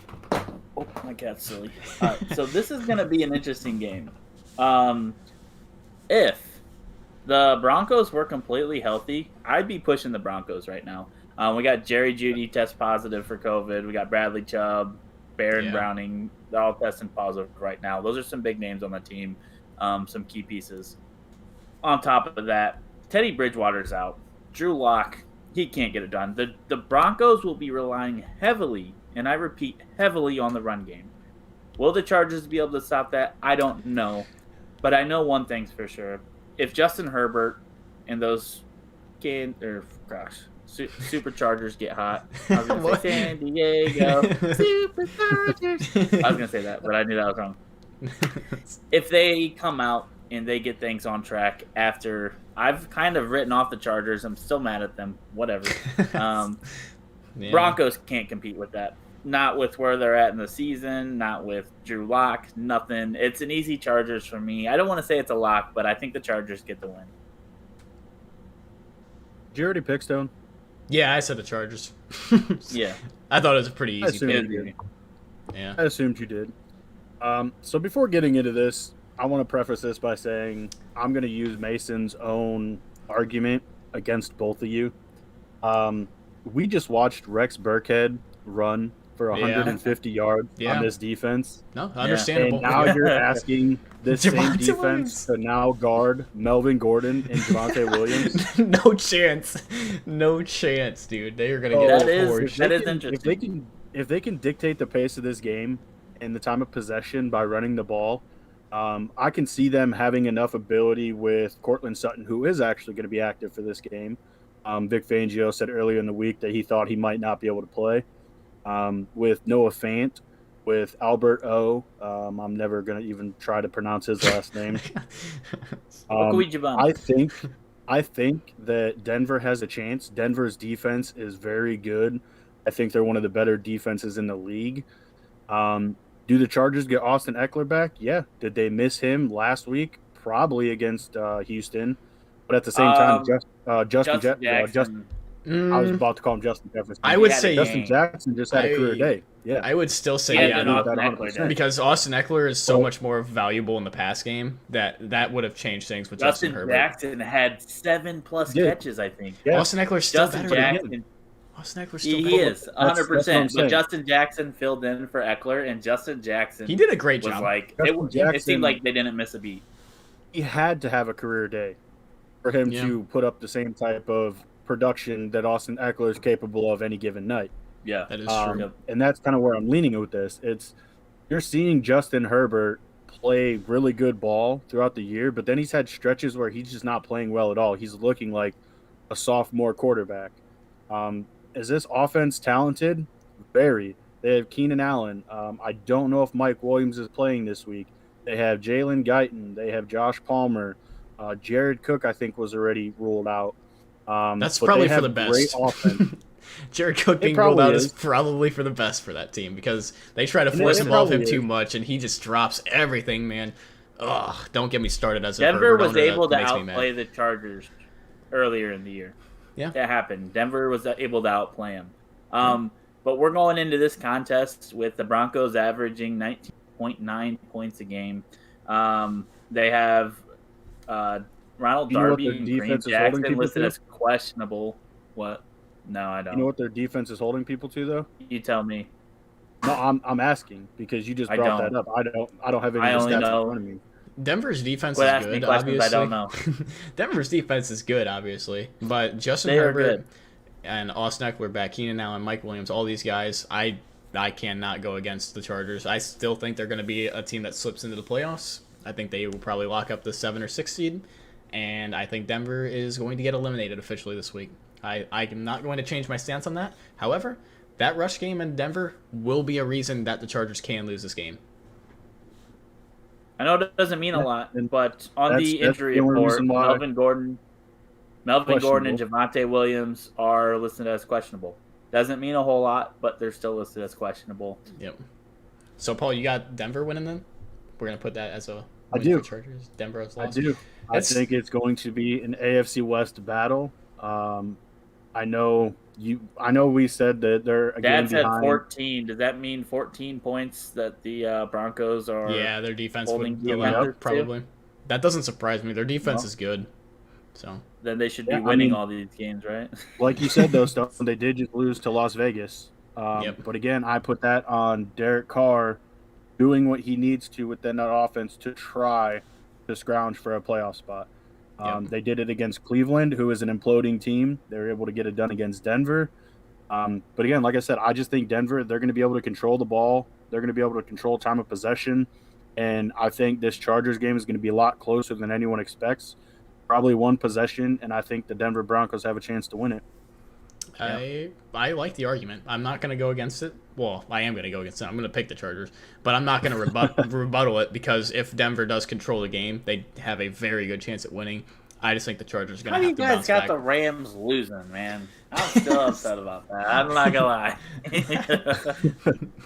Hey, we just think Baltimore's the better team. I know. All right. Let's move on to the next game, Paul. What do we got here? Oh, next game. Barn burner. I hope not. I hope it's a blowout. For my fantasy championship hopes, we have Houston Texans at the San Francisco 49ers. Well, I think that I won't hold the Texans out of anything. You can't hold them out because they'll win those random games. However, they won that random game last week. So the Niners are going to win this week. I just think that it's weird. I will say that with a caveat, though, Stone. Their offense has put up, I think it was 72 points in the last two games. One, obviously, was the win against the Chargers, and the other one was a loss. Was it? So their offense is kind of cooking. Who was it a loss to? Do you remember? Because I was thinking, it could have been 2 wins in a row. I'm not sure. I thought it was 2 wins in a row because back-to-back weeks. I thought it was 2 wins in a row because I remember they mud stomped the Jacksonville Jaguars both times they played them this year. So I thought maybe. Oh, no, yeah, that's what it was. That's what it was. Yeah, you're right. So it is 2 wins in a row, but they put up 71 points. And the Niners defense, though, something right. The Niners defense, though, is different. The Niners defense is good. Yeah. They got Nick Bosa. 100%. That's all you gotta say. They got Nick Bosa. The Niners offense with Deebo Samuel, he should just absolutely destroy the Texans. One questionable piece. You guys might agree with me on this. Trey Lance is going to start this week, guys. Yep, that is true. But Trey Lance is going to start.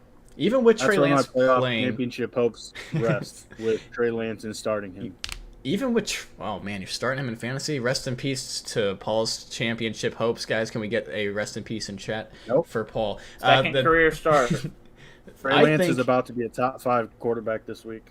You heard it here first. Man, I do not agree with that for a second after what Justin Herbert did against Houston. But I will say that Deebo Samuel is going to be heavily involved. He's going to be running the ball. He's going to get end arounds. He's going to get those screen passes. It's going to be the Deebo show. I think that's how that team's going to have success. Their defense and Deebo. I think that's the game plan. I think if they do that, they win. And now if they stay away from Deebo, I would be scared because Trey Lance not involving Deebo Samuel could be very scary for that 49ers team that's also fighting for playoff hopes right now. So I just want to make this clear real quick. I agree with you, Stone, that if they don't involve Deebo, it's probably not going to be a win for San Francisco. But where I will say I'm putting my hopes in a player like Trey Lance for a potential fantasy championship. I think this comes down to my take is more fantasy than real life at this moment, only because look what Jalen Hurts has done. This team hasn't been great. This team doesn't put up a bunch of points overall. But you have Jalen Hurts who's out here as a top 10 quarterback on the season who was at one point averaging almost 30 fantasy points. That's what I think Trey Lance can do with his legs. I think he will get Deebo involved. I think he's going to get George Kittle involved. Brandon Ayuk as well. And I just think it's going to be a game plan where you see this San Francisco offense kind of open up, because Kyle Shanahan, he's clearly showed over the course of this season, for some reason, he just hates Jimmy Garoppolo. Like, absolutely hates this man. And I don't understand why. He's a decent quarterback. He's played well at times. He's a pretty good, I don't want to call him an elite quarterback, but he's a very good game manager. He doesn't turn the ball over a lot. He gets his team in positions to succeed. And I mean, I didn't watch the game last week, so I honestly don't know. He played bad last week. And that was against Tennessee defense that we were talking about earlier, who might stifle Tua. So, I mean, that's just my take on it. I think Trey Lance is going to kind of – we're going to see basically Kyle Shanahan playing Madden out here this week. I think he's going to have a lot of designed quarterback runs, and I think you said, Stone, right, this ball is going to go through Deebo Samuel.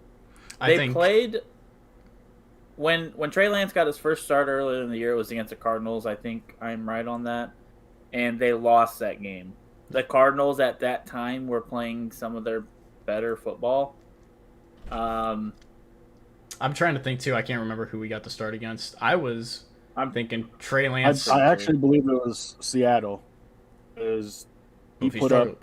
Oh no, maybe it wasn't. No, it was his first start. Was against Arizona. The week before he played Seattle. He put up 20 fantasy points in a game against Arizona with his first start. He put up 16 fantasy points and they lost 17-10. I personally am going to predict that he has like 10 carries in this game, and that alone is enough to elicit a start in fantasy if needed. Because you've seen quarterbacks in the past like Kyler, Lamar, Jalen Hurts. If they get 10 carries in a game, they can get 60 yards and a touchdown. That's 12 fantasy points out of a quarterback right there. And if they can throw for 100 and a touchdown, that's a pretty solid game out of a quarterback. You can't complain about that. Now, it's what he does on the ground that's going to dictate whether his fantasy game's good. I don't think he's going to get much done in the air. And if he doesn't get, if this Houston team does kind of game plan around him running the ball a lot, it could be a disaster for starting Trey Lance in fantasy, or even just for the Niners in general. So you're 100% right. I think Trey Lance has had this whole season to develop as an NFL. You know, he got a little bit of playing time. I guarantee you, he has gotten better. He has had more time to study that Kyle Shanahan complex offense. There's a lot of upside looking Trey Lance's way right now. I got the 49ers winning it. Texans are going to play probably some tough football, as they have been for a decent part of this latter half of the season. But I still got the Texans. The NFC West division is just unfortunately so tough. 49ers still fighting for that playoff spot. So give me the Niners, baby. Let's go. All right, Paul, that leaves it up to you for a lock or a win/loss. Actually, it's going to be a win no matter what, because me and Mason have already gave the win, but I'm guessing you're going to say lock. No, I'm giving it to the 49ers. Let's go. And like I said, I just kind of wanted to go in depth on a lot of that and kind of gear it more fantasy than just real football. And that's my take on it. Do we argue it's a lock for the Niners to win this game, or just a win? No, they need to win. They need to win. I almost want to say it's a lock. I almost want to say it's a lock. The way Houston plays, guarantee last week if we would have done this, we would have said the LA Chargers over Houston was a lock. Me and Mason locked the Chargers. You were not there for that. Me and Mason did it alone, and we locked the Chargers over Houston. We have learned our lesson. We are not locking over Houston again, because Houston they're a bad good team. They're just a really bad good team. I don't really know how to explain it. That's all we got to say. Yeah. We got the win for the Niners. Right. Let's move on to our next game.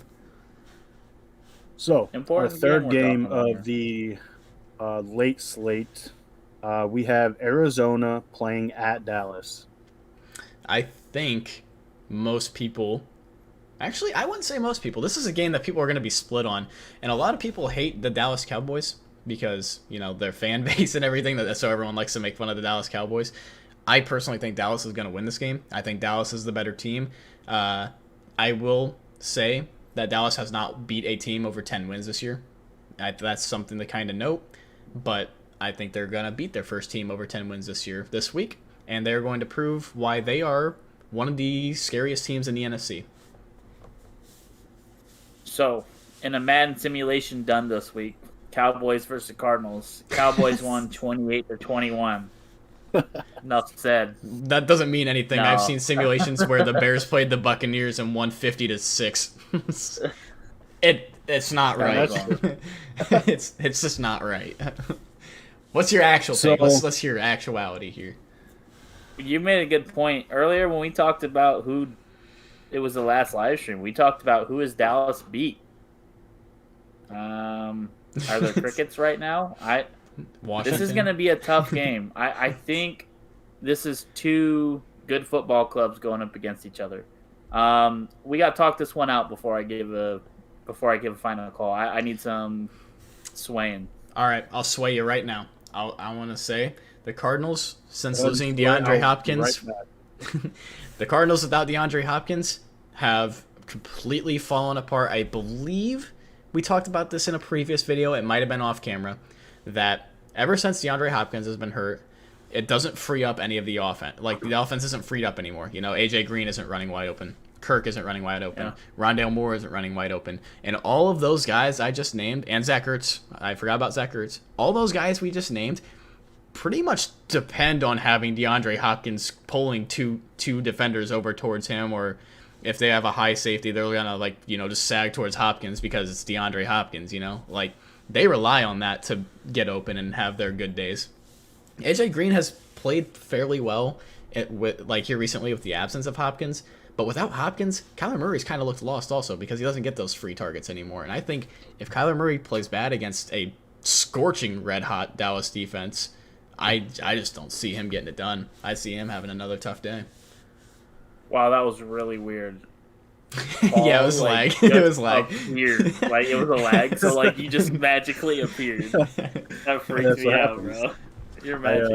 I broke Are you messing FaceTime with us right now? He's just playing. He's just playing. I broke the FaceTime continuum, everybody. This is tough. But no. So, my take getting into this game, I will agree with a lot of what you said, Stone. Ever since D-Hop went out, this offense just has kind of sputtered, and it hasn't seemed like it's been able to, catch traction. And going into this game, Dallas's defense is playing lights out right now. They just massacred Washington football team. Obviously, that's not, as high of a feat as what it would be if you did it to Tampa Bay or something like that. But they're playing at a very high level. Their defense, their secondary specifically. I know you've talked about it. Trevin Diggs has given up a lot of plays, but he also leads the league in interceptions. Micah Parsons, it doesn't matter if you're a rookie quarterback, if you're a 5-year vet, if you're the GOAT, Tom Brady. This kid is just headhunting. There's a reason he's been compared to having a similar season to what's his name? Who's the Giants? Anyone? Legend. No, who's the Giants? Lawrence Taylor. About LT, bro. Yeah, Lawrence Taylor. LT. There's a reason why he's been compared to having a similar type of rookie season to what he did.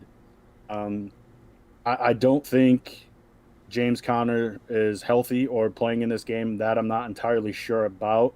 But then that kind of takes one of the biggest pieces of that offense out of the equation.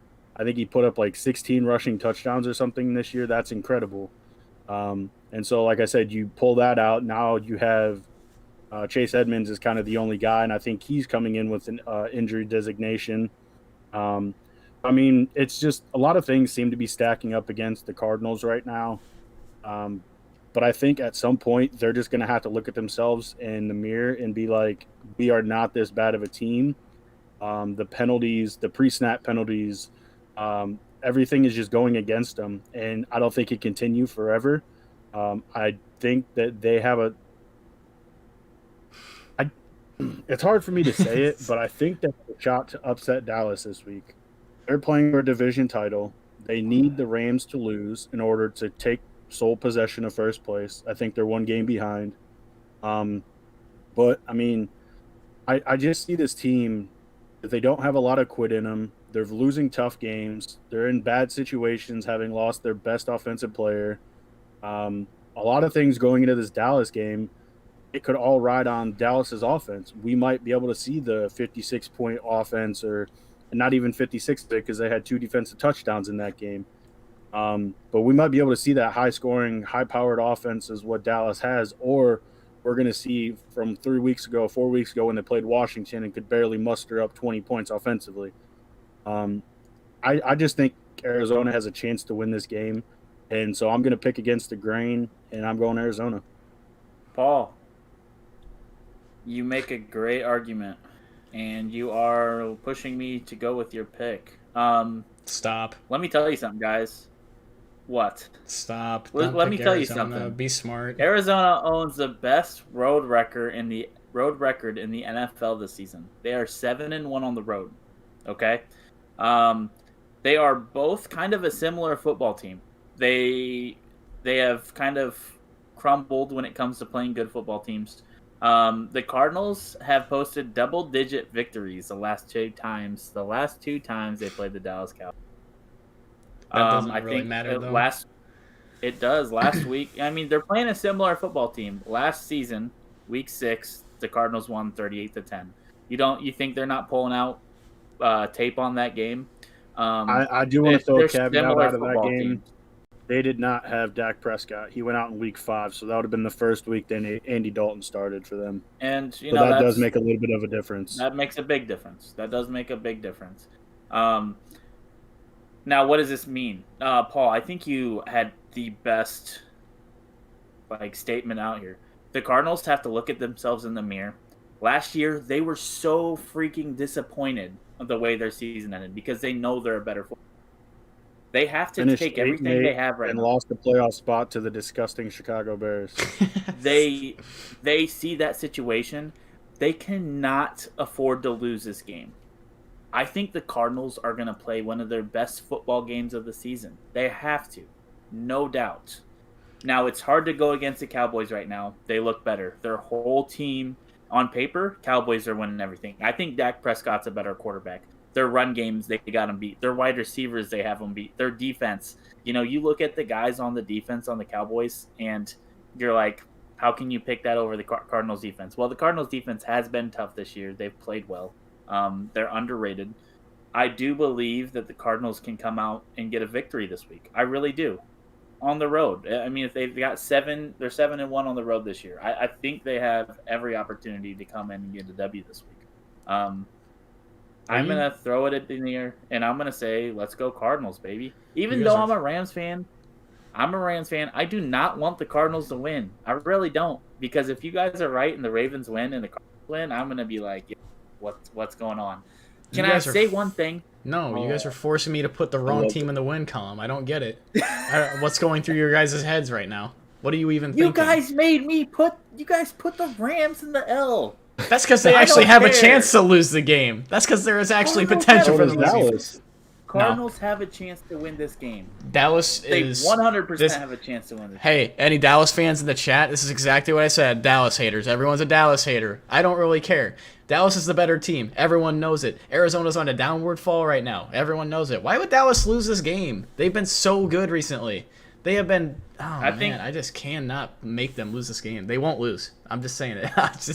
You're the boss. You can put them in. You put Dallas... No, you put Dallas in. And if the Cardinals win, then we're gonna have to kick you out of the host spot. I just want you guys to be aware. I am going to set a FanDuel. I'll probably do a FanDuel lineup of all the teams and parlays that not that we're picking, the ones that I'm picking. And when it's 16-0 and I'm a millionaire at the end of this week, you guys can be like, oh man. I thought the Cowboys should have won that game. I'm like, no, you said the Arizona Cardinals. Remember that video that we did on the live stream where you said Arizona's going to win that game? Yeah, not going to happen. Arizona's not winning this game. So when you're 14-2 Stone because Baltimore actually lost to the Rams and Arizona actually beat Dallas. Hey, let's go. Yeah, it'll be funny if that does happen. But... I don't know. Like, my argument, I mean, Mason pretty much said my argument. He said everything on Dallas is better than Arizona. That's pretty much my argument. They are. And exactly. But that means nothing in the NFL. It really does. There's stand by my score right now. I pulled it up. Cardinals 23, Cowboys 29. Cowboys are favored by 6. That's a heavy favorite, too. It is a heavy favorite. The Cardinals are decimated, and they've been playing crappy football. But the Cardinals are still a 10-win team. they still Cliff Kingsbury. As much as I don't want to say it, I think he's without offensive-minded coach. Without DeAndre Hopkins, they are not a 10-win team. I will argue that. I think Christian. What so, other? Before I say can't anything, say that, Stone, they didn't have Hop for a lot of the year. He sat out multiple games due to injury or the coronavirus, and they still went on to win 10 games. That's when they had James. That's when they had James Conner too, and they don't have James Conner anymore either. The two guys that were running that offense. Chase Edmonds, and now they have Chase Edmonds coming back. Chase Edmonds is more of a dual threat, in my opinion, than what James Conner is. James Conner was just a goal line guy at the beginning. Then he started turning into a little bit more of a receiving back. I mean, playing very well. To me, you said it just in the last one, Stone. Any team, any given Sunday. And so I don't understand how you can look at this and be like, just because they're better on paper, blah, blah, blah. You made the same mistake last week. And I don't want to say this is a mistake now. But what I'm saying is you made the same mistake last week saying that the Chargers were going to dog walk Houston, that Houston had no chance. It was a lock pick. And what happened? Your boy Justin Herbert had 2-3 interceptions, and they got absolutely dog walked by a team that you said had no shot. So now you're looking at it from the outside perspective of you're going to do it again. You're going to tell a team that they have no chance of doing it. A team that just 3-4 weeks ago was leading, that they were number 1 in the NFC over teams like Tampa Bay, over teams like Green Bay. I mean, yeah, it's shown that they're not the number 1 seed for a reason, but they're still a playoff contender. And I think they're a great team who has a great shot at beating a underperforming Dallas team this year. Arizona will finish the season with no more wins. I'm calling it right now. They will not win another game this year. I don't even know who they play next week. They will not win another game. I'm calling it. They won't win in the playoffs. I'm sticking by that completely. They will not win a game in the playoffs, and they won't win this week. I think Dallas is the better team. We're done arguing with it. We've been arguing for a while on this one. You guys picked Arizona to win wrongly. Let's move on to the next game. Just so you're aware, Arizona has Dallas this week, Seattle next week. Seattle? Yeah, they could lose to Seattle. I bet Seattle wins that game. Russ's last game in Seattle, they're going to win it. You also said that against the Bears, too. Russ's last game in Seattle. Russ's last game in Seattle. He going to win it. Okay, you said. Enough's enough. That is pretty crazy. We'll move on to our next game. We've got this a barn one burner should be a lot here. easier, and that's Carolina at New Orleans. There's no meaning in this game whatsoever. I don't know if it's easier. Both these teams suck. It's not easier. It's just It's a who cares, right? It's a I can't. Who cares who wins this game? I was gonna say it's a I can't pick Matt Rule to win a game again. kind of pick. So that's actually amazing that you brought him up. I don't know if you guys know David Tepper. He is the owner of the Carolina Panthers, and he said he is disgusted by the contract that he gave to Matt Rule as head coach. That's after 2 seasons. I didn't know that. Disgusted. That's yikes. That means crazy. He has no leg to stand on in that locker room anymore. He's probably going to be out next year, and I think that's like 2 years into like a 4 or 5 year contract, if not longer. I have no idea like the full extent of his contract, but yeah, that's absolutely crazy. That's how quick lifespans are for head coaches in the NFL nowadays. You remember when this team was 4-0 at the beginning of the year with Sam Darnold at quarterback? It was either 4-0 or 4-1. You guys remember that? Oh my goodness! I think how it was 3-1. McCaffrey was still playing. DJ Moore was playing well. They had a lot of upside. Their defense is actually not terrible. Honestly, Matt Rule, he's got a 5-year plan. That's what he keeps saying, right? Yeah, he's got a 5-year plan, just like every other NFL player, team, whatever. But in the NFL, it's always win now. It's win or get out. Doesn't matter whether can I stop the Jaguars. Yeah. I want to interject with a movie quote just because it hit me. But do you guys remember in Big Daddy when his girlfriend leaves him for the old man? And she's like, he has a 5-year plan or a 10-year plan. He's like, what is it? Not Big to Daddy. die? That's Big Daddy. That's hilarious. That's what you just made me think of. So, what's Matt Rule's? He has a 5-year plan. What is it? Not to die? Not to lose head coach. He's actually a younger head. He's actually a younger head coach. Like, listen, I think it's easy for this one. Now, we can say the Panthers were a tough football team at the beginning of the year. They are absolutely decimated right now. The Saints still seem to be fighting. Sean Payton's just a better coach. Saints are a better organization. As long as Alvin Kamara is there, they always have a chance on offense to produce points, score, put up, whatever you want to call it. I got the Saints in this one. I think they win by an easy touchdown. Earlier in the season, this is a divisional game, by the way. Is it a divisional game? The Panthers are in the NFC South, correct? NFC yes. South. So, earlier in the season when they played, because they did play already, Alvin Kamara had like 10 rushing yards against this team, and he had a bailed-out receiving touchdown at the end of the game. Carolina's rush defense is one of the most underrated rush defenses in the NFL. They get people behind the line of scrimmage so often. They have a great line. I like their defense, and Carolina did beat the Saints earlier in the season. Now, with that being said, that was a different Carolina team. The Saints team is completely different as well, though. They don't have any quarterbacks. I think they'll have Taysom Hill back next week, most likely. I'm gonna pick the Saints, but I don't think Alvin Kamara is going to be the X factor that wins them the game, just because they shut him down so much earlier in the season. I think that it's going to have to come on the ground with Taysom Hill, as dumb as that sounds. It probably will be that, though. And their defense. Oh, I like everything you just said. Carolina's defense is very stout. It's probably the only reason that they've won some of the games that they have that's kept them in them, because their offense has been so disastrous at times. Robbie Anderson, he couldn't even catch a cold, couldn't even catch the corona. DJ Moore, who was hurt half the year. Obviously, they lost Christian McCaffrey. A guy that you traded for, Sam Darnold, he after 3 games regressed and became the same Jets quarterback that saw ghosts out there in the secondary. You brought back Cam Newton, who for the 1 week rejuvenated this offense, and then you've benched him 3 times since for PJ Walker, a guy who was in the XFL a year ago. This team is just in complete shambles. Like I said, the only reason that they probably won some of the games that they have is because of their defense. And so now getting into the Saints, when you go back to that first matchup early in the season, Stone, Jameis Winston wasn't finding his stride yet. He was still trying to emulate Drew Brees, which I've noted multiple times.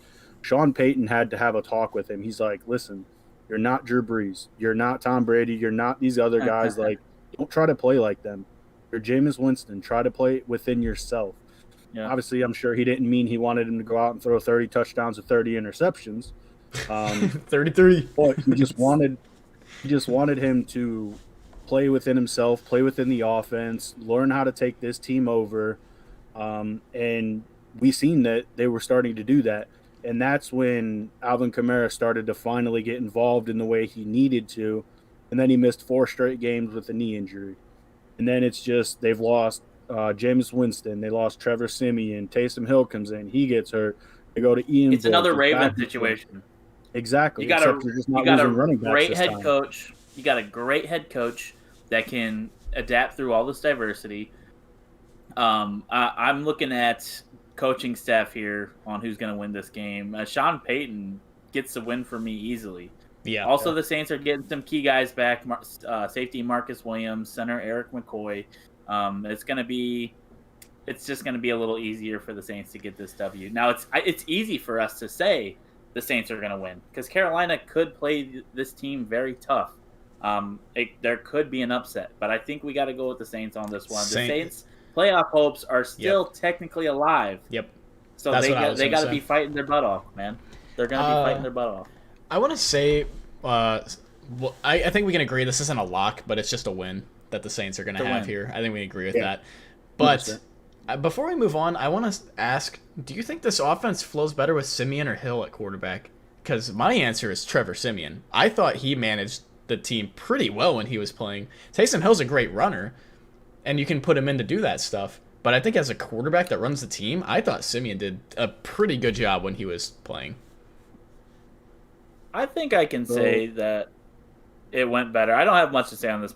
If you just give me a second here. I think it runs better. Siemian, I think Taysom Hill is just a different kind of guy. I think he is meant to stay within his gadget role. I don't think he's meant to lead the team at quarterback, and that's all I got to say on that. He can lead a team, just not be the starting quarterback. What I want to say about that, Stone, is Trevor Siemian is a traditional pocket passing quarterback. He fits within Sean Payton's offense like a glove. Exactly. That offense was built around Drew Brees. Yeah. A guy who is a pocket passer, who doesn't look to run a lot, who is smart, who can beat blitzes, who can dissect coverages, and just get you into the right positions. But that's what happens when you have a Hall of Fame caliber quarterback. Now, going into Trevor Siemian, I already made the mistake. I said he wasn't an elite player. He was an elite game manager. He's not going to get you 300 yards and 3 touchdowns. And he proved me wrong a couple times. He went out, got 300 yards, 2 touchdowns. He was keeping this team afloat. But Taysom Hill, like Mason said, he's a different animal. He's not built for this offense. And how he is built for this offense is his gadget roles, is playing tight end. It's playing wildcat quarterback. It's not the traditional, you're going to sit under center or you're going to sit in the shotgun and you're going to do this, that, and the other. You're going to incorporate RPOs. You're going to incorporate designed quarterback runs for him. And so it flips everything within the offense. You don't use Alvin Kamara the same way. You don't use your receivers the same way. And I think that's where your question really originates, is why does Trevor Siemian seem, even though I think he's a worse quarterback than what Taysom Hill is overall, I think it's because Taysom Hill doesn't fit this offense unless he's in his gadget role. Yeah, no, that's definitely a good argument. I think Siemian overall is a better quarterback anyways, but I mean, it's like you said, if we put Taysom Hill in a different offense, maybe he's the better quarterback. We can't really tell. But Siemian does fit the role. Enough of the quarterbacks. They're rolling with Taysom Hill for now. Let's get on to the next game. We got 3 more left, and this is the last of the late slate, right? Yes, sir. We have Detroit at Seattle. Woo! Another awesome game to watch, ladies and gentlemen. Why couldn't they put some of the other games at 12 on the 3 o'clock slate? I'm just upset about that. Because they always some of these do games, that. I know, it's so freaking annoying. Well, you gotta think a lot of their views probably come from the West Coast, and 3 o'clock for us Central Standard Time is 1 o'clock West Coast. You gotta have those games at 1 o'clock. It's perfect time for them. What were you gonna say though? You were gonna say something about that? No, I'm gonna get right into this game. Seattle, while they can, Pete Carroll, when we're talking about head coaches, Pete Carroll is one of the best. They are dealing with a crappy season right now. Russell Wilson just got on a press conference and apparently took some shots at Seattle. Now we've got Jared rightfully Goff. so. Can I cut you off? Rightfully so, because he told them what he wanted at the beginning of the year, and they did nothing to help him out, pretty much. So yeah, they did this to themselves. Yeah, they did. Poor Russ, dude. The guy is amazing. I am going to be so glad to see him go somewhere else next year to contend for a Super Bowl. Which Mason wants that because he's not in the NFC West anymore. I do want that because at the end of the day, if Russell Wilson's healthy, he's making the Seattle Seahawks a better team. Now, if he goes to an organization that just listens to him and gives him some help, oh my gosh, what will he do? He is one of the better quarterbacks to ever play. We've got Jared Goff likely to miss this Sunday's game, so that means Tim Boyle is playing. I don't think that's true. Not true? Jared Goff's playing. I'm looking at it. Are you sure? 22 hours ago is when I'm reading this thing. When did you guys hear this? I can't remember when I heard it, but yesterday. It was yesterday, and I read that he was likely to play rather than Tim Boyle. I thought I saw an article about that as well. We'll come back to that. We'll get some more clarification on that. But Paul, get your data searches going. Yeah, get the data searches going. We've got DeAndre Swift likely to come back this week. I'm pretty sure I'm right on that. They're really going to activate him? Why would they activate him? Like, what's the point? Why are Dan Campbell said we're going to let him rip. I don't know what... I mean... I think get him healthy for next year, man. I don't like that. I don't like that call. I mean, DeAndre Swift wants to play. I was reading a quote. Well, he's an NFL player. Every NFL put him player on wants this earth to play football. He wants to play, and if he's healthy, and Dan Campbell's safe with it, like, why not put him out there? Why not give your team the best chance to win right now? I think you're fighting for that draft pick, man. You're fighting for that draft pick. At the end of the day, how true is that? I'm just saying. I mean, obviously they're not, but because now that I'm looking at more articles, more of them are saying that Jared Goff is doubtful rather than he's going to play. And so I think I might have been a day or so off because they had mentioned earlier in the week that he was looking at being the starter. I thought he was playing. Tim Boyle That's from what I had saw. Yeah. So apparently something happened over the course of practice in the week that made it seem more unlikely that he was going to play. Maybe it's the Detroit doesn't need to win kind of mindset. That's why I'm just. I mean, I understand. Swift. That's what I'm saying to Mason. I'm like, I understand DeAndre Swift wants to play. He's an NFL player. I understand why Dan Campbell wants him to play. Dan Campbell wants to keep his job, which, in my opinion, he should. He should not lose that job at all. He's done a good job. He's got the best 2-win team in NFL history. I don't think there's a chance that Dan Campbell loses his job no matter what. This is his first season. They had a lot of tough breaks. They played a lot of teams really hard, and they've lost a lot of close games. This Detroit team is the best two. I think they have 2 wins right now. Do they have 3? I think they have 2. They're the best 2-win team in NFL history. They are 2-12-1 right now, if I remember right. They are the best 2-win team in history. Right. I understand why Dan Campbell wants him in. He wants that record to be better. He wants his team to be confident in themselves. But I don't want to rush. It's probably not rushing. Swift's probably fine. But I'm not putting him in. I'm just saying, all right, the season's already lost. We can't make the playoffs, obviously. We might as well let these guys that don't play as much get a shot to show themselves. What's that running back that's been stepping up for the Lions recently? I can't think of his name right now. Craig Reynolds. Let him play a little more. Let him grow his confidence a little bit. DeAndre Swift's got the confidence. This guy's a stud. You don't need him to play. Amon-Ra, he's building his confidence right now. Amon-Ra's starting to become a stud. They're starting to grow these smaller people up. Based on that rhetoric, Stone, I understand what you're saying, but at the same time, why play Craig Reynolds when you have DeAndre Swift, who's going to be your unquestioned starter, and then next year it's Jamal Williams as his backup? Well, we don't know where Jamal Williams is going to be. Did Jamal Williams sign a multi-year contract? I can't remember. I thought it was just a 1 year. I believe so. It could be a multi. But, I mean, I don't know. Jamal Williams this year didn't really do anything. And Craig Reynolds came in and actually played really well. Jamal Williams could be trade bait for them, and they could roll with Craig Reynolds as their number 2 next year, I would like that tandem better than Swift and Williams, because Swift and Williams to me are kind of like the same running back, the same style, whereas Craig Reynolds just a traditional runner. True. I don't know. But yeah, Jamal Williams signed a 2-year contract. At the end of the day, I think you put in Swift. I think you just let him rip. I think it's going to come down to execution. We got 2 bad football teams coming against each other. The Detroit Lions have not been able to execute. They have not been able to execute in the red zone. While they have played teams tough, this is why they haven't been winning games. Seattle Seahawks still have the better names. Russell Wilson's going to be playing. Tyler Lockett, DK Metcalf. Bobby Wagner leads the league in tackles. He's going to come in there on the absolute worst defense in the league.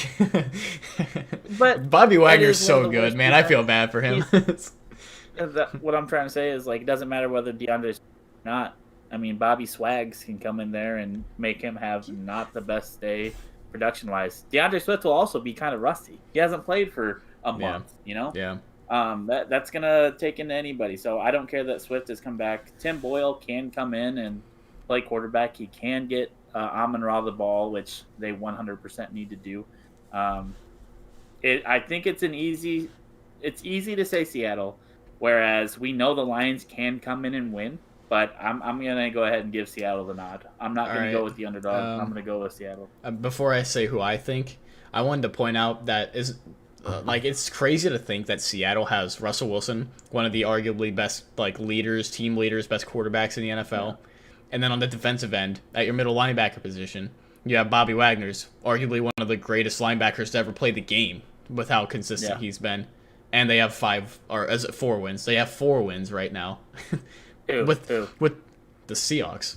They have 4 wins. 5, I believe. They have 5? 5 and 10. 5 and 10. Yeah. Okay, they have 5. Okay, yeah, because the Bears were the ones with 4 wins. Yeah, that makes sense. Okay. They have two of the best generational talents at the two leadership positions that you need in the NFL, and they have 5 wins. If that doesn't show you how bad the organization has done that Seahawks team this year, I don't know what does. I'm picking the Lions to win this game. Okay, so I just want to say, Stone, it's you just mentioned Russell Wilson and Bobby Wagner. Both of them have been in the league for almost 10 years now. Yeah. So they've already gone through the Legion of Boom. They've already gone through 2 Super Bowls, 1 win. You always get to a point, unless your name is Bill Belichick and the New England Patriots. Well, you can't do it anymore. Rebuild. You don't rebuild. You retool. Exactly. They've retooled for so many years. Now they're in the position where they have to rebuild. That's the issue.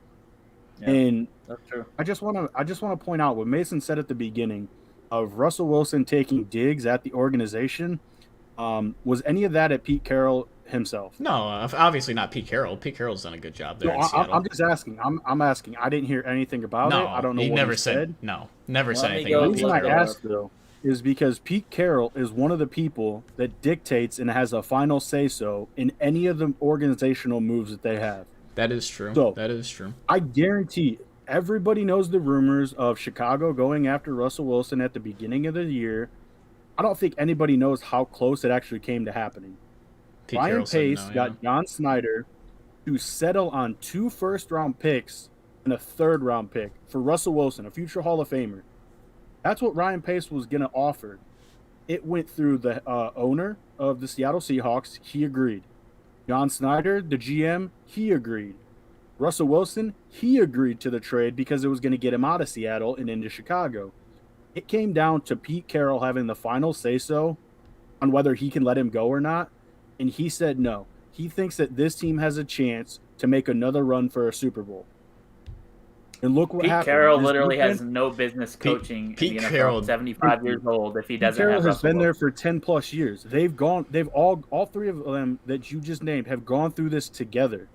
Like I said, they went through players of Earl Thomas, Richard Sherman, Marshawn Lynch. They went through Cam Chancellor. So many great players have come and gone through this organization for so long. They were at the top of the NFC. And now look where they're at. They're in a rebuild mode. They're in a rebuild stage. I just wanted to say he wasn't able to accept that. They could have traded him. They could have got better draft capital. They could have got more draft capital going into a rebuild. Like Mason's Do you think Russell Wilson would want to play for anybody else than Pete Carroll if he had the chance? If he has to say it, why would he agreed to play for Chicago? Yeah, I would say probably. how much do you think that would have changed the trajectory of Chicago's season this year? They're not sitting at 5-10. They probably would have had a lot more wins because they had so many close games already this year. They're going to be a fringe playoff team, and Russell Wilson himself is able to play well enough to cover the tracks in the ineptness of Matt Nagy's offense. That I can tell you right now.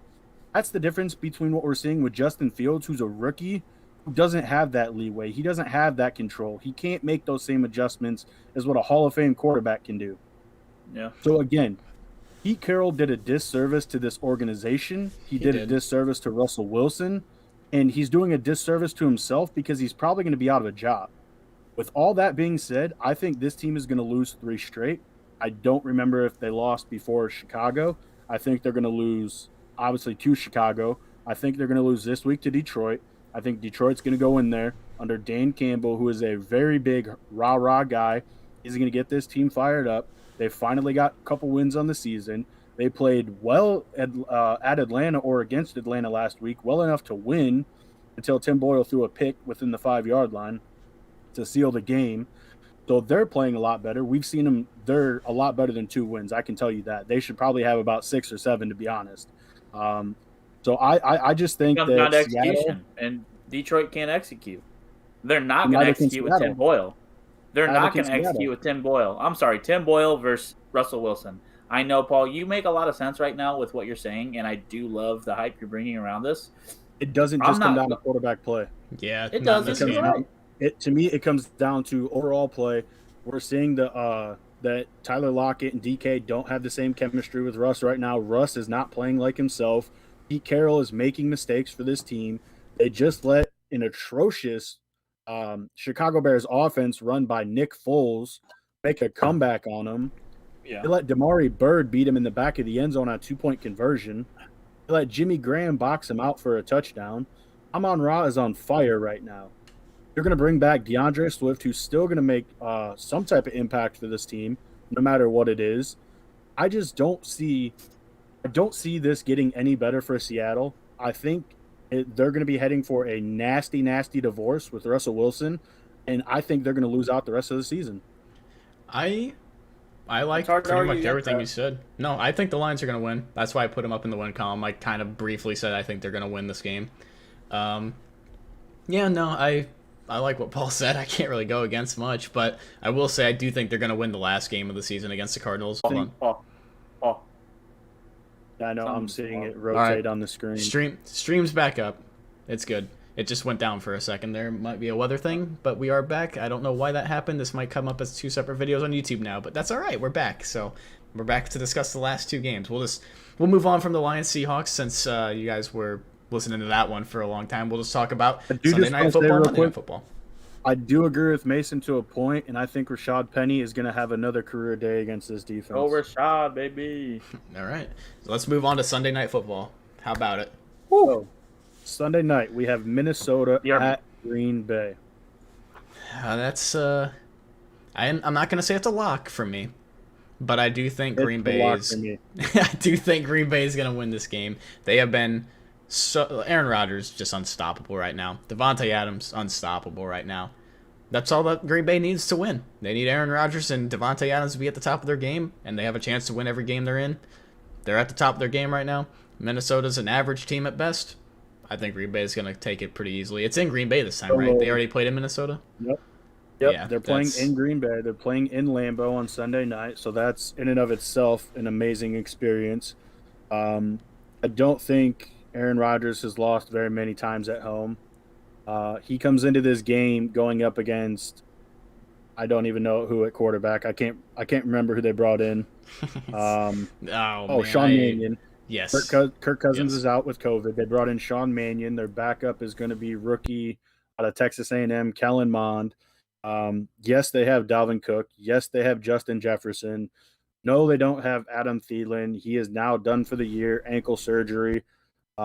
It's not that great against the run. He did get 3 takeaways against Matt Stafford, but again, that's basically an ex-divisional game, them playing Matt Stafford. Matt Stafford hasn't been playing well. I think this is going to be a blowout for Green Bay. I think they're probably going to score at least 30 by halftime. That's my opinion. I think Aaron Rodgers and Devontae are going to hook up multiple times. And I just think that this game is going to be over before it really even starts. I'm not going to say it's going to be a blowout because the Vikings do go down again. What was that? Oh, yeah, we did. I don't think we went down. I think it's still up. It's just really bad internet. There has to be something going on with the weather right now. Sorry about that. But is it good on your end now? Yep. We're good. Yeah, I just want to say Green Bay.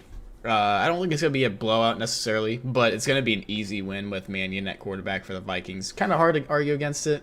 Not going to be a blowout, but I am locking Green Bay to beat the Vikings this week. I say confidently, I do not think that the path to lose against Sean Mannion.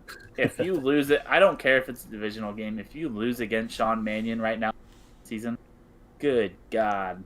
That's rough going into the playoffs. Like, that's a big confidence killer right there. Lock the Packers. Vikings lose. That's all. I think we can all agree on that. There's not much to say about it. Green Bay clinches the number 1.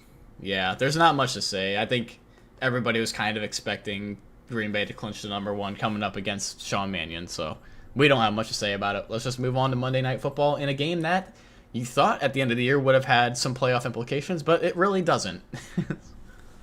Well, kind of. You would be wrong if you say that. Kind of. Because they are sitting, I believe, 9-10.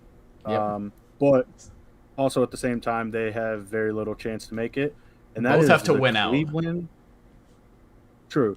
That is Cleveland Browns at the Pittsburgh Steelers. So both teams have to win out to have a chance, but whoever loses is done. Like, their season is over. Myles Garrett hopes hopes to send Big Ben into retirement with a bang. That's what Myles Garrett said on this game. If only it was week 18. Which he probably will. Yeah, I mean... No, Myles Garrett's a monster, dude. Myles Garrett is one of the absolute perennial defensive ends in the NFL. He should feast against Ben Roethlisberger, but vice versa. Why is T.J. Watt not going to feast in this game? It's a battle of, well, what would be a lot of people's top two defensive ends in the NFL. Yeah, this is going to be a defensive game. That's even Browns have some key defensive players out, I believe. Safety Ronnie Harrison and John Johnson are both out. John Johnson's a big one. Yeah, that's huge for the Browns, that secondary. But Big Ben can't throw the ball very well, so will it really matter? No, I mean, Big Ben can still go out there and throw the ball. I think it is no surprise that he's coming out and saying this is going to be his last season. Like, God, the last season with the Steelers. Not last season. Last season with the Steelers. He never said he was going to retire this year. He said it's his last season with the Steelers. Yeah. He said he believes it's going to be his last season with the Steelers, but I also think if he leaves, it's going to be highly considered that he'll retire. He needs to retire. I think he would have to walk into the most absolute perfect scenario. I just don't think that's around the NFL right now. Yeah, I would say I don't think there's a perfect scenario besides Tampa Bay. I don't think he's going to go play there. I need to whip him into shape because he just has not. I mean, sometimes he's had some shining moments this year, but he's just on the back end of his career, man. He cannot. The back end. He is at the end of his career. He needs to call it. He's been doing it for 17 years now. Yeah, he needs to call Mason Reed. He's been doing it for 17 years. He's the last standing quarterback of his draft class. Eli already retired with 2 rings. Phillip Rivers, obviously, he never won a ring. He just retired last year. And so, I mean, with this game, I'm going into it. Obviously, like we said, they really don't have playoff hopes. I'm this going is the into hardest it game to pick. Just hoping that the Pittsburgh Steelers win it for Big Ben. It's kind of a going away party for him at Heinz Field. You flip a coin. I read an article earlier today that Kevin Stefanski is losing the Browns locker room because he's siding with Baker Mayfield, which obviously that means that Baker doesn't have the locker room's confidence or they don't have his back. So, I mean, when you play games like this, the end of the year, you're not going to make the playoffs. You might have lackadaisical line play where a tackle just doesn't guard somebody for a moment, split second, like, oh, it's one play, and Baker's just going to get destroyed. That's going to make Baker mad. That's going to make him turn against this team even more. And so when you're fighting each other rather than a single opponent, it's so hard for you to for a team to come together and do anything. Obviously, with Pittsburgh, they don't have much to fight for. They're 7-1. At the same time, they have pride. It's a Mike Tomlin-led team. They are always one of the most prideful in the NFL, in my opinion. One of the most humble franchises. I hope T.J. Watt goes out and destroys Baker Mayfield. I just can't stand him. I can't wait for him to be out of Cleveland next year. Never liked Baker. I haven't, going all the way back to Oklahoma days. I'm a Texas Longhorns fan, so it makes sense. I wonder why you don't like him. But Baker to me is also one of those guys. He's so cocky above how good his talent actually is.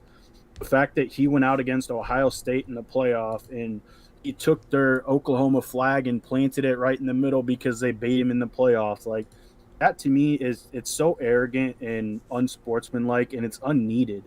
He thinks he's so much better than what he is. That's why him and his wife are going to war with the city of Cleveland.